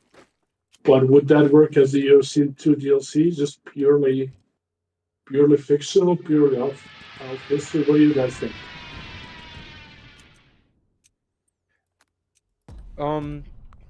Well, let's look at an example. Desert Fox The has game has crashed. Oh crap! It's the development version. Oh no. There is an unknown bug with the development version, which we hate. In that particular mission. And I should have switched to the release. Don't worry, people. This mission is fine in the release version, but the development version has a bug that is not worth dealing with. So let me restart the game, and we're not going to see any more of Nordlicht because I'm not going to switch to the release version. It's going to take some time. We're going to do other missions. All right, I'm just going to think about that. So my thought was, let's look at Desert Fox. That campaign already has some pretty wild stuff. There's Italians reaching up down back into East Africa and taking their colonial possessions back.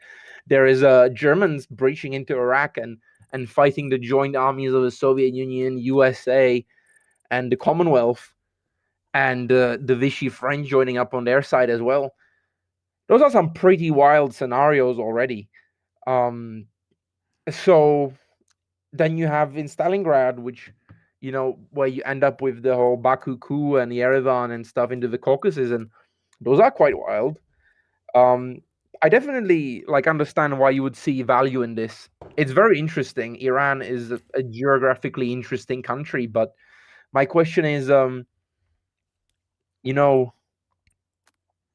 again, somebody has to do the map work. That question really is out towards Tom and such. And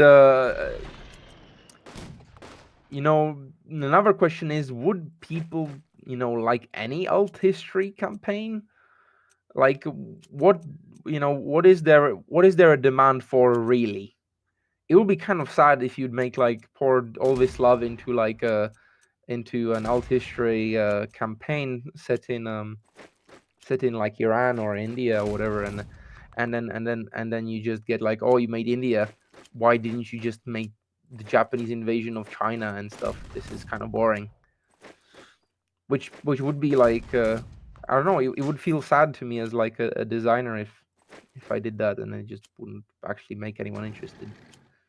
It's definitely there's a lot of these niche ideas. That's why the workshop exists, thankfully, and I myself am definitely going to be cranking out stuff onto the workshop far beyond whatever the EOC EOC life schedule is. I have no idea how long it is, but I'll be sticking around and enjoying the game with you guys in the community as well, because I love this game. So I will, I'll be doing that. But what's Tom's and Tom's plans with this oral history idea? I have no idea. And even though if it sounds cool, I'm not sure it would necessarily be a great idea.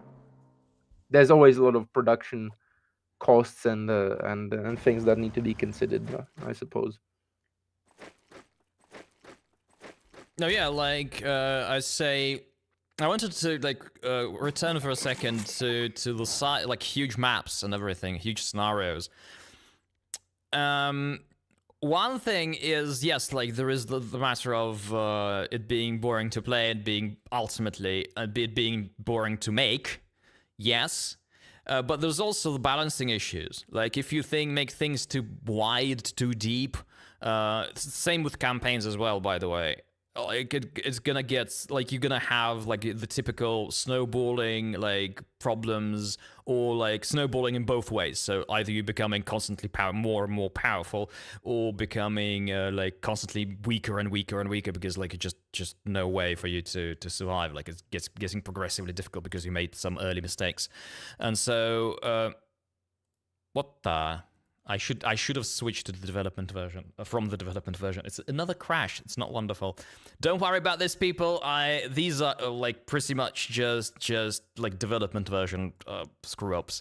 You're not gonna find these bugs in the release version. Sadly. Hexabu has just single-handedly become responsible for tanking the failure of this DLC. What am I supposed to play? Both the Okay, let me show the puzzly scenario. I'll just do single scenarios and like because it's gonna take some time downloading the release version.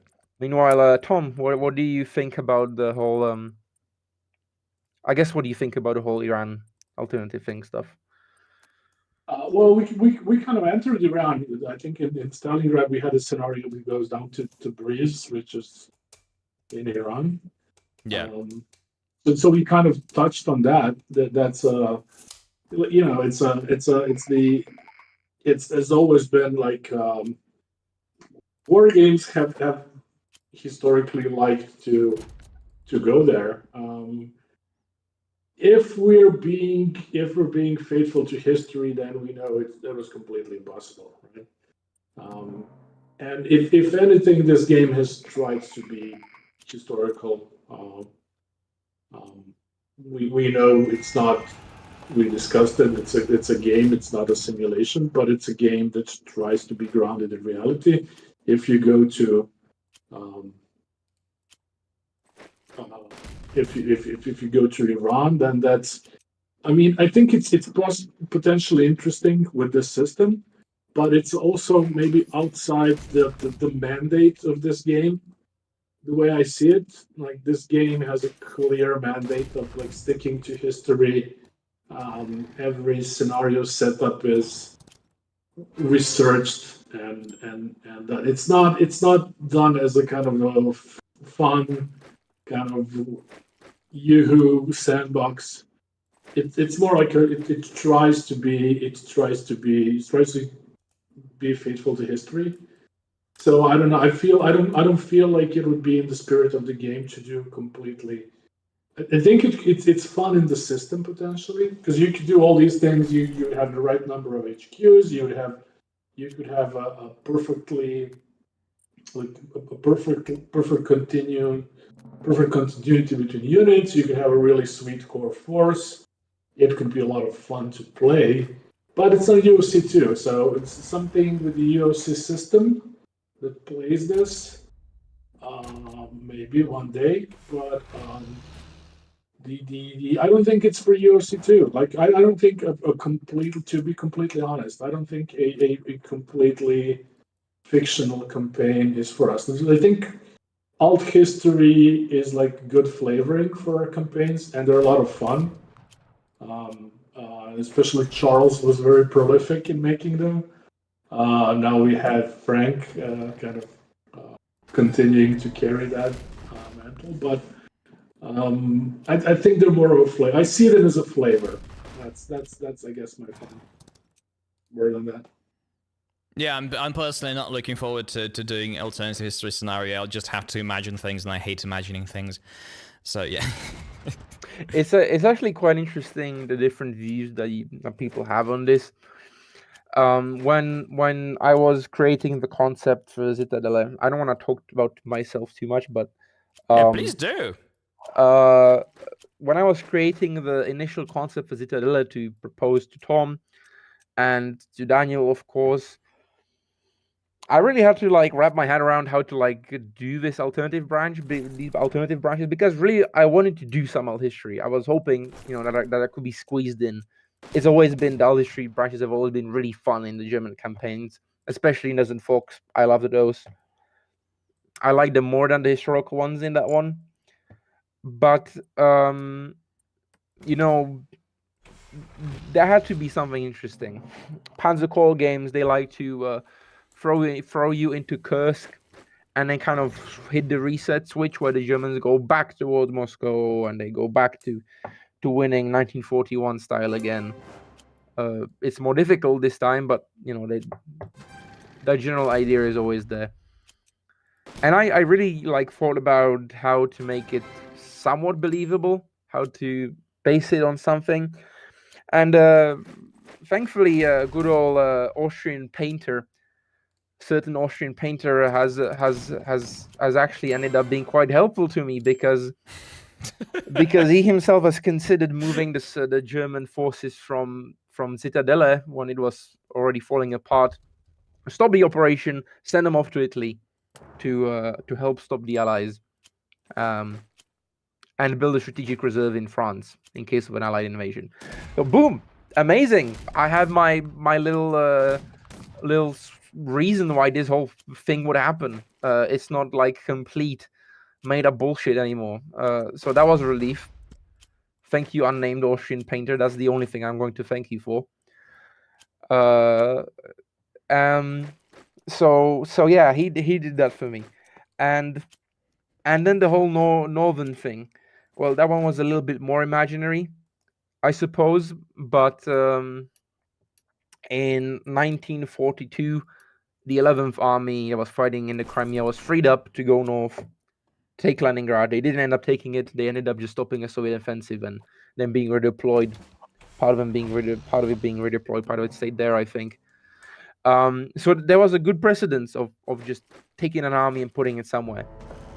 Model himself in real life later appeared in command of the Army Group North. So it felt like a kind of a natural idea to just take the 9th Army with its mechanized and elite infantry forces that it had, those two corps, and just ship them off to Leningrad and have some fun scenarios there.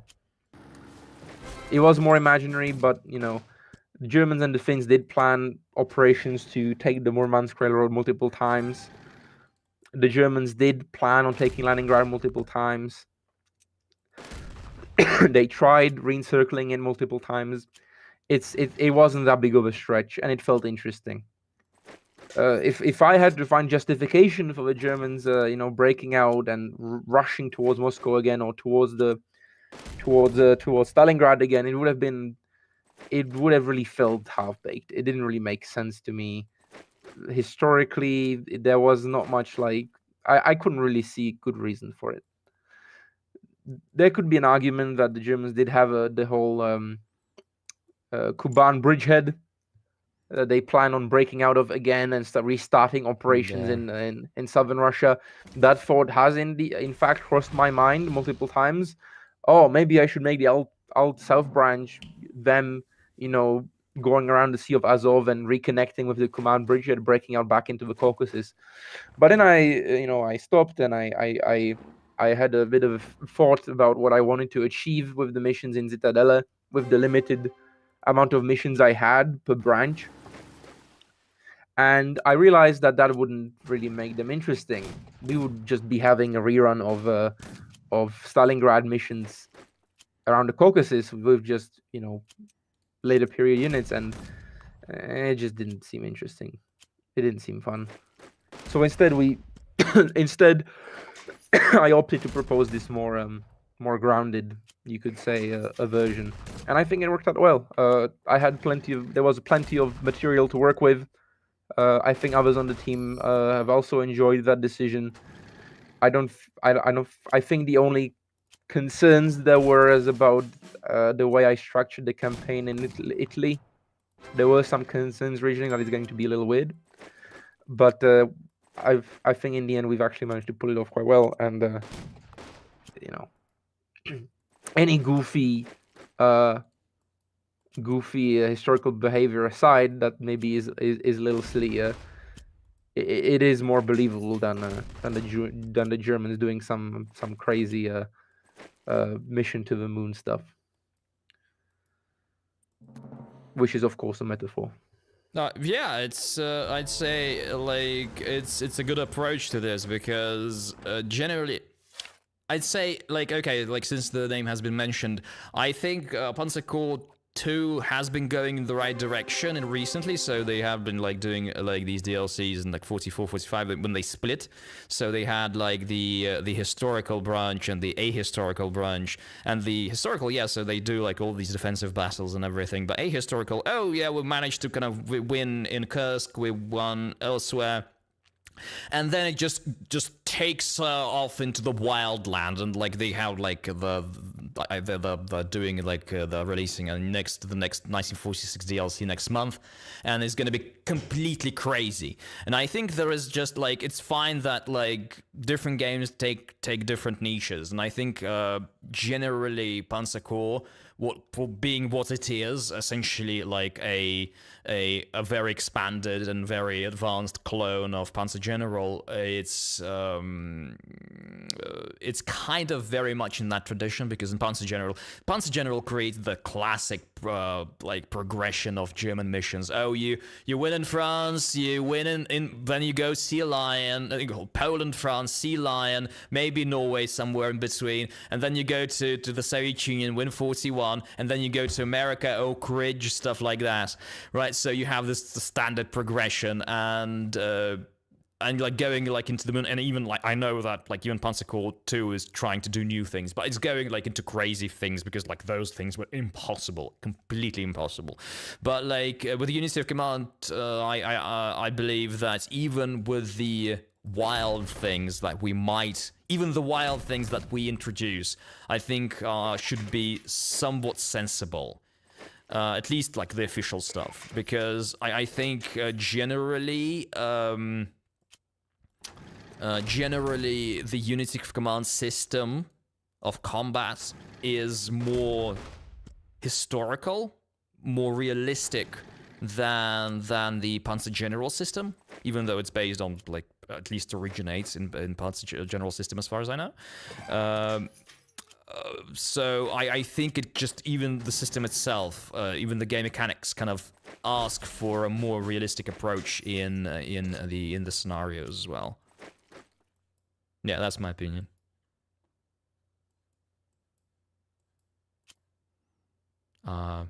Is the stream on? Like it's like sudden silence after I stopped talking. Yes. But yeah, yeah. Do we have any more input from Tom on this? Well, I think I told you guys these, so we're kind of running around in circles here. I think that yeah. All right. There's a decent amount of agreement, I would say, and we have the Unity of Command 2 has its own kind of story and logic, and we're following that.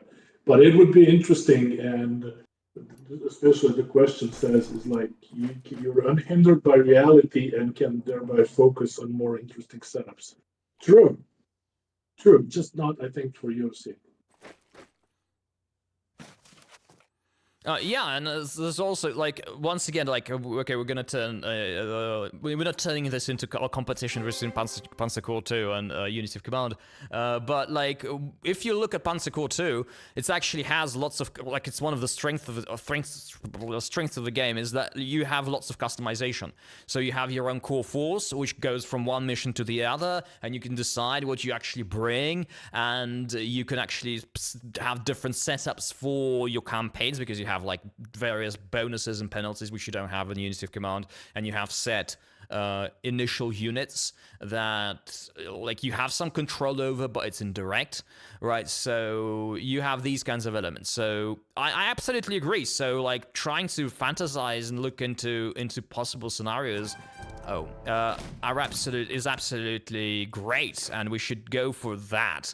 But yeah, with Unity of Command, there's just limitations that it has to be generally sensible, at least.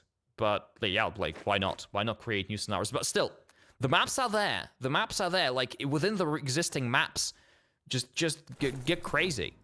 If you're interested, just let us know. If you make a scenario and really proud of it, we'll just post it on social media and stuff, and hopefully some people will see it. By the way, yes, I will see it, for example, because I generally don't go into communities like content. No disrespect to community content makers, but I generally don't go for it. And so, like, I found out about Frank's work, about that finished scenario and stuff, like through UOC's social media. Yeah, and then look into all that other stuff and stuff. So go make stuff. Yeah, absolutely, go make stuff, guys. I'll meet you there in the workshop, as I live in that place. But I think we've been streaming for a while, and I think there's one thing we need to mention. I would absolutely love, to thank everyone that's worked with us in the past 3 weeks before release, and specifically the beta testers. We've had a bunch of beta testers on. Some have only tested Zitadelle, some have only tested Kursk, some have tested both.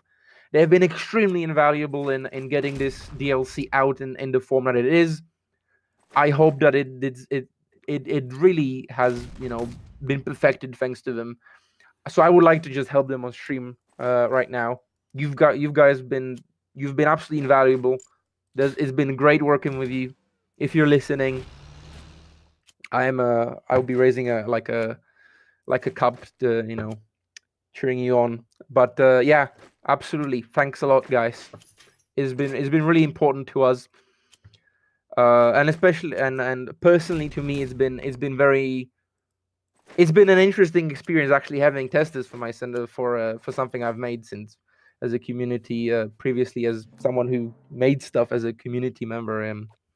It wasn't something you could really get firsthand feedback.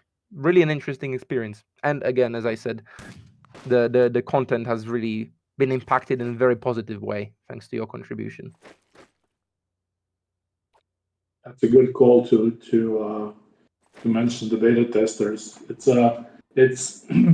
It's one pretty compact group that's been testing with us, and we're on DLC number 8. So yeah, nice thought, and we should really thank them. Also, some people we should thank the modders who make translations. Because they're in addition to the official translations, there's a very active Japanese translation mod. These guys are great, and also Spanish, French, and Polish, I think. So cheers to everybody. We have another question in chat. What about the Spanish Civil War campaign? Spicy. Someone has been reading Death Diaries, or maybe not. I don't know. I haven't read it yet, so I don't know what you wrote. I mentioned, so if you don't know, okay, I'll talk for a while. Yeah, the rest of you can leave. But like essentially, when Daniel approached me, like and asked if he would, I would like to make a campaign for official campaign for Unity of Command. So a year ago now. So like we had a few ideas for what to make because there was no clear idea that we're gonna do this 1943 Soviet campaign or whatever back then. And by the way, I screwed up the mission. And so essentially one of the ideas, and one that I really liked, was the Spanish Civil War.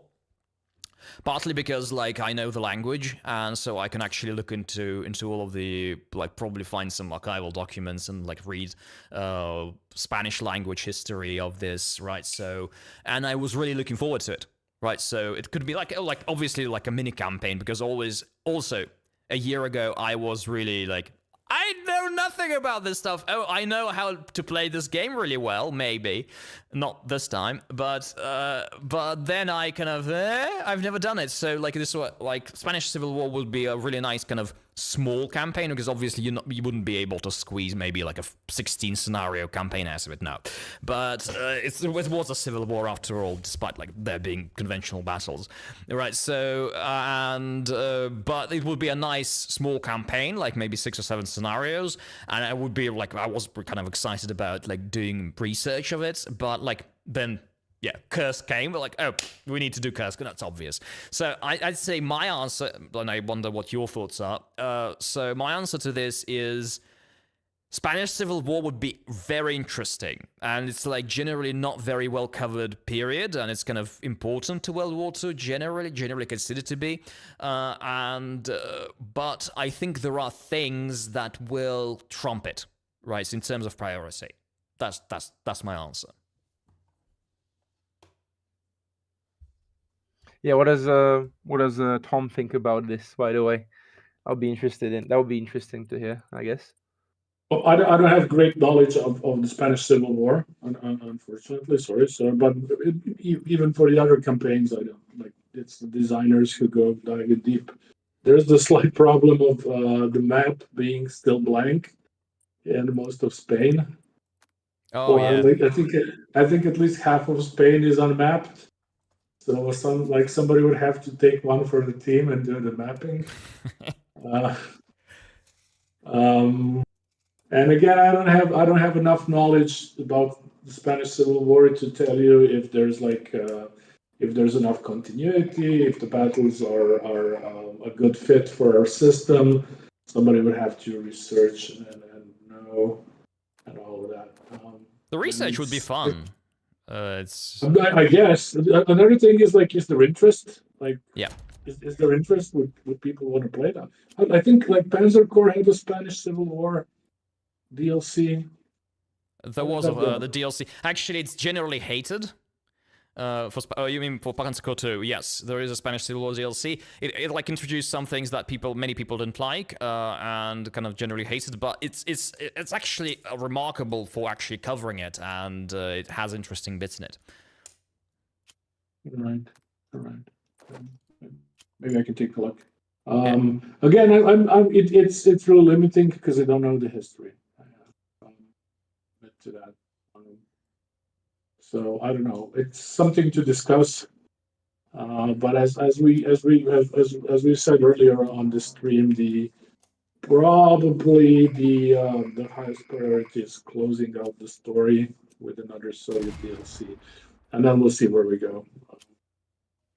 Even that is not 100% yet, but I would say it's a good 90% that we do another Soviet DLC. Quickly, I'm going to mention, for those of you who are interested in quite deep war games, following this kind of stuff, there is a certain slivering game covering the Spanish Civil War. It's called España 1936. It's from a line of quite horribly looking UI-wise games that go quite far in depth, though. I think one of them that I've played personally is Revolution Under Siege, which covers the Russian Civil War. This one is España 36, which covers the Spanish Civil War. Definitely, if you're interested in something from the period and you're willing to put up with absolutely horrendous UI and controls, go ahead, play it. The mechanics-wise, they're really deep and interesting games with very good adherence to historical, to the entire historical circumstances. So playing those, absolutely a good idea. If you can put up with them, that is, because they can be a chore to play. But if you break through that crust, if you understand how they work, despite the horrible UI and unfriendly controls, then it should be a blast. Go ahead, check it out if I can suggest. So yeah, definitely check that out. Thank you for the Spanish Civil War question. I think that's an interesting topic for all of us to discuss otherwise. But it's actually worth mentioning that, to be honest, like I personally, like if we look at things that I'd like to see but that require an additional map to be made, honestly, like despite my interest in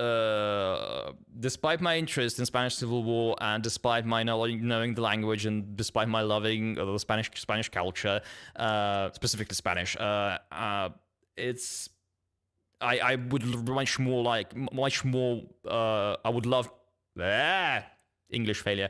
I would have much more. I would have liked. It's late. I would have liked much more to see Manchuria happen. So, because people really don't know much about Manchuria, like the Soviet actions in Manchuria in 1945, because it's incredibly interesting. Like it's a proper blitzkrieg that people generally don't talk about, and it's really well done. Like with special forces operations, with like all sorts of crazy paradrops and stuff. You have stuff there, and it's really interesting. But like, and I'd love to see it. I would love to make a scenario for it, but or scenarios, plural, because there was so much stuff there. But like, there's zero maps. Like, there's just not even like a vague, non-detailed map. Zero map for that, right? So that would require like creating something from scratch. But that I would absolutely love to see, especially given the likelihood of like late war Soviet stuff happening, right?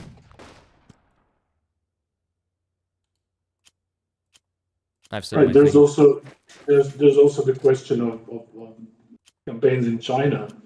Oh yeah. Again, the issue is like who has the knowledge, and again the mapping, and then even if even people could have interest, but what is the state of archives and of like historical material there?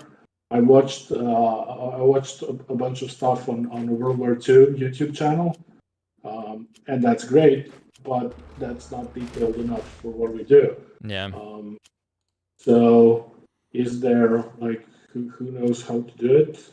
Is there interest? I mean, people in China do play the game. We have players in China. That's fine. But yeah, I don't know if the audience in general is as interested. I mean, you guys know that the kind of interest you get with the German campaigns is bigger than anything else. Much as we'd like to cover all sites historically. So I don't know, but yeah, I think Spanish Civil War, Soviet actions in Manchuria, and then China itself. These are all kind of logical things to think about in terms of the scope of this game. I don't know if they're going to happen, but they're logical to think about. And I suppose there is another interesting aspect to that, and that's the great firewall of China, or whatever you want to call it. How do we know what's permissible to the Chinese market?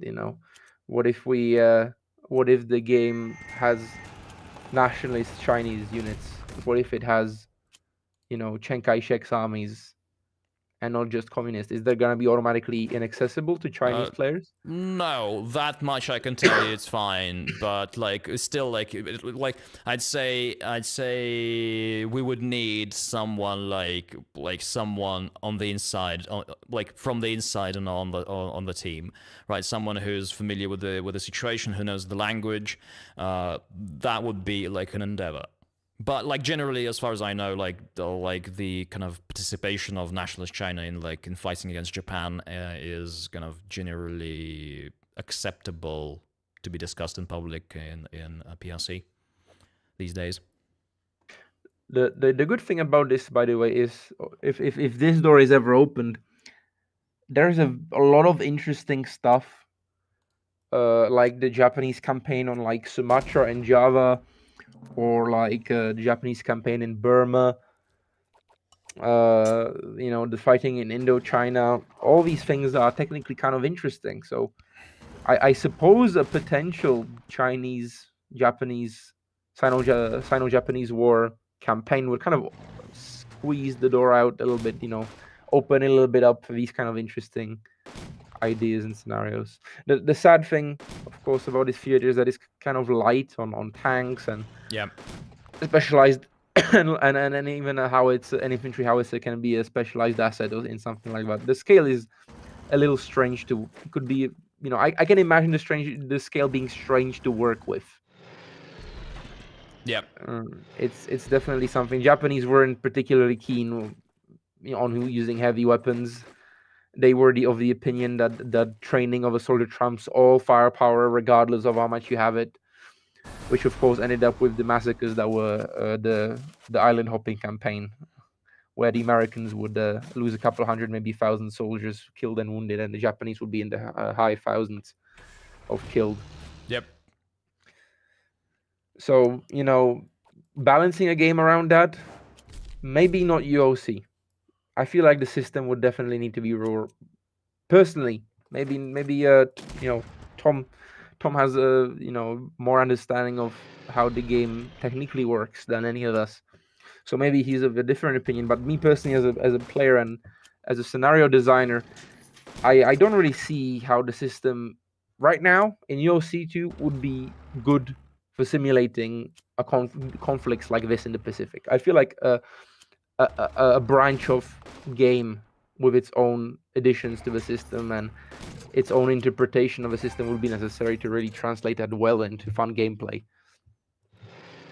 I'm sure the really interesting question is, I mean, you can make modifications to the system for any, for a specific theater or for a specific period of war, or, you want to do Cold War, that would be a slightly different modification. The question is, I mean, to me, the big question is it like, do you work on one unified system and do you try to kind of perfect it so that it fits in all theaters and like make it as wide as, like, make it achieve as wide of a coverage as possible?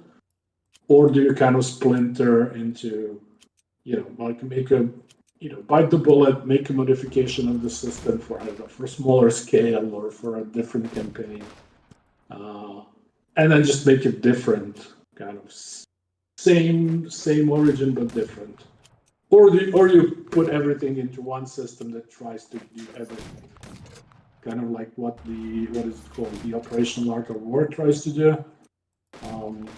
I think that's the interesting question. What do you guys think? I'm sorry. I realized at this point I kind of missed half of your point, because I got carried away by playing the game. So could you just quickly summarize the question? So if you evolve the system, if you make system for a different scale or for a different campaign, do you spin off the system, create like UOC system plus some new rules, or do you kind of keep it all the same system, kind of like make UOC one system that covers all campaigns and try to make one perfect system that covers everything? Well, probably like we can argue that by definition we can't just have perfect system for everything, which just never happens in real life, but for anything. But I'd say I think the system of unity of command has the potential to kind of, with some modifications, of course, to be kind of to be capable of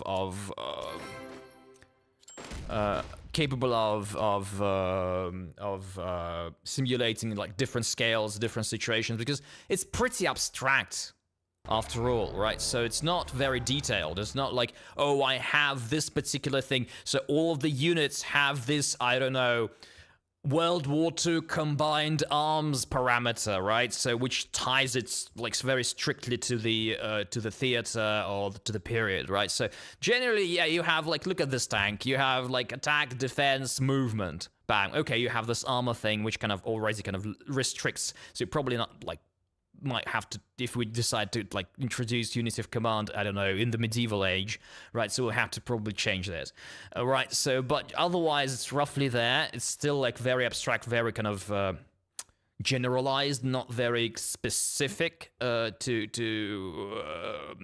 system, right? So, and then like obviously some of the specific bits. Right, certain theater assets, certain specs, obviously, like the armor, infantry distinction may need to be changed. Say, once again, if we looked like at something like Napoleonic Wars, like it might be like, I don't know, cavalry, infantry, maybe artillery, right? So, yeah, by the way, speaking of like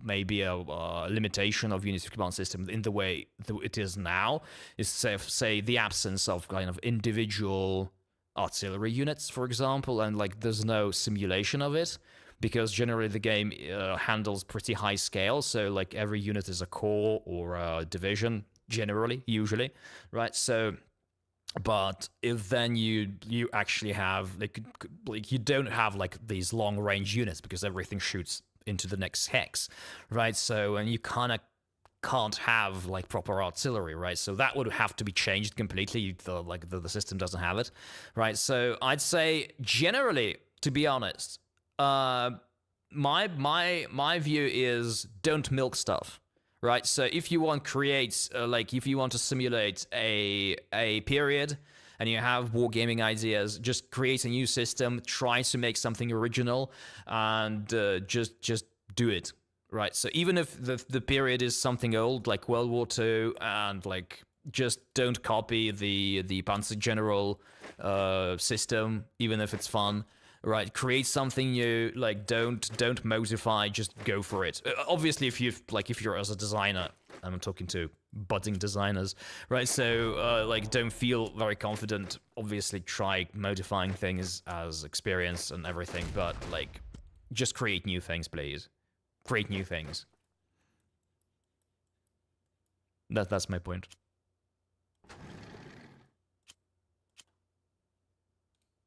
Okay. And that whole discussion spiraled out of the question if you want to do Spanish Civil War. that was a ride. But yes, absolutely, we do. It doesn't always matter in terms of whether it will happen or not. Like, we have our limitations. It's been a stream. How long have you been streaming? It's like Yeah, 2.5 we actually hours. have been streaming for 2.5 hours, so we've actually have exceeded the planned duration of 2 hours. I am already kind of feeling kind of slightly getting a bit tired because I know that 2 hours is my rough comfortable limit. So what do you think? I think it's been a really good chat, guys. Yeah. I mean, other than like, I'd like to thank you for making this DLC and these campaigns, which are awesome. And this has been a good chat. We don't get that much of a chance to chat, even as we're working on the game. It's usually just a few lines in of text. Yep. So you know, a really good wide-ranging chat. I hope people who watched it enjoyed it. Hope we played a game, and maybe we do it one more time when the next DLC releases. Yeah. Yeah, I'm really happy I had my Bill Gates moment and like crashing the game and everything, and so but don't worry, like the game is works smoothly. Like release version of the game works smooth. How I'm feeling, I'll have to reiterate it for the rest of my life, right? Like it's yes, it's our problem. It's us, not you. And yes, it's fun. I hope it's not the last time we do a release stream. And there is more to come because generally it has been a fun creative experience. Like one thing is becoming like a professional video game designer, which is kind of also out of the blue, but the professional part is also important. But it's generally like a profound creative and like activity that kind of changes your life in ways, and like leaves an indelible mark. Because you've made a thing, and now it's kind of out there, and you know that it's not just like really appreciating all of you fans, like because we know you're gonna buy the bloody thing. We know, like, and it's not just because you're thralls or something. You're like, yeah, let's go and buy. Because you enjoy the stuff. We've tried to make it like at least to the standard of the previous stuff, at least, and we hope you enjoy it. We hope like we really appreciate your kind of your trust in us. Right, because obviously you don't know. I'm just playing this game, and right now, like I'm probably like know all the nooks and crannies and being really good at it or not.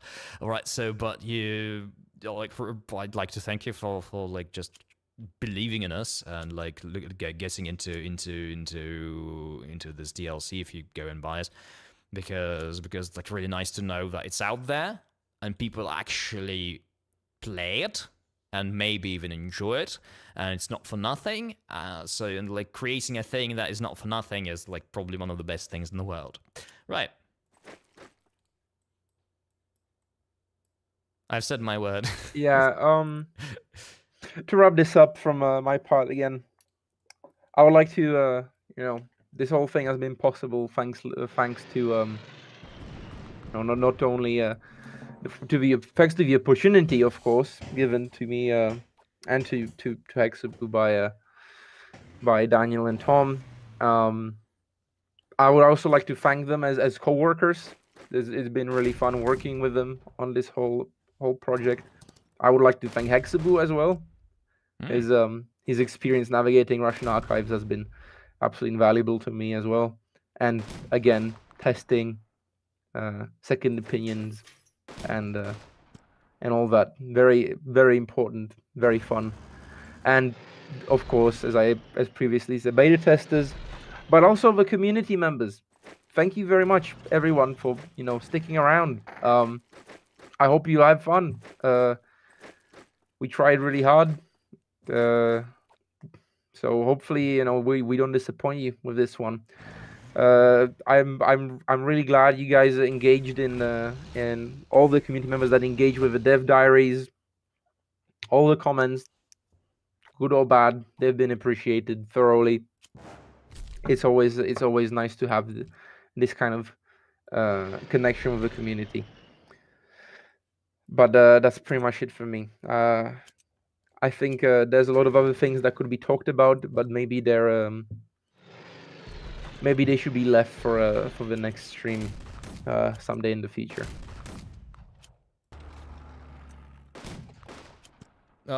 So yeah, by the way, people. Yeah, if I know that like since Frank has mentioned some negative comments, I've seen some people like worry that this DLC does not have big maps or big scenarios, because like some of the initial scenarios are kind of small. By design, we know now that like first scenarios should be small and easy, like no matter what we do, right? So, and if you haven't played Unity of Command 1, the initial scenarios in that game were excruciatingly difficult, so it wasn't fun. But it is by design. We have different sizes. We've talked about it actually just now, having scenarios of different sizes is a good idea in general, and we do have bloody big scenarios. This scenario spans 3 Soviet fronts. It's huge, and not to mention like the Zitadelle, Nordlicht, and Vorzauber missions as well, and Apennine Blitz and Salernit. It's all over the place. Like, it's everywhere. Big scenarios for everyone. Don't worry about it. Go check out the DLC. Tom, do you have any final words? Any last words? No, I'm fine. I'm fine. Enjoy the stream. Hope everybody enjoys the DLC. That's it for me. Really good time. Right, so I think we should probably like wrap this up. Thanks for watching, listening. I hope you, and we all hope you go just and check out the DLC. Check out the dev diary. We probably did not discuss some of the things here that we have written about in the dev diary, and I hope we meet again. That Fallout song, yeah, like we'll meet again. Well, I'm not gonna sing it, but you just do it in your head.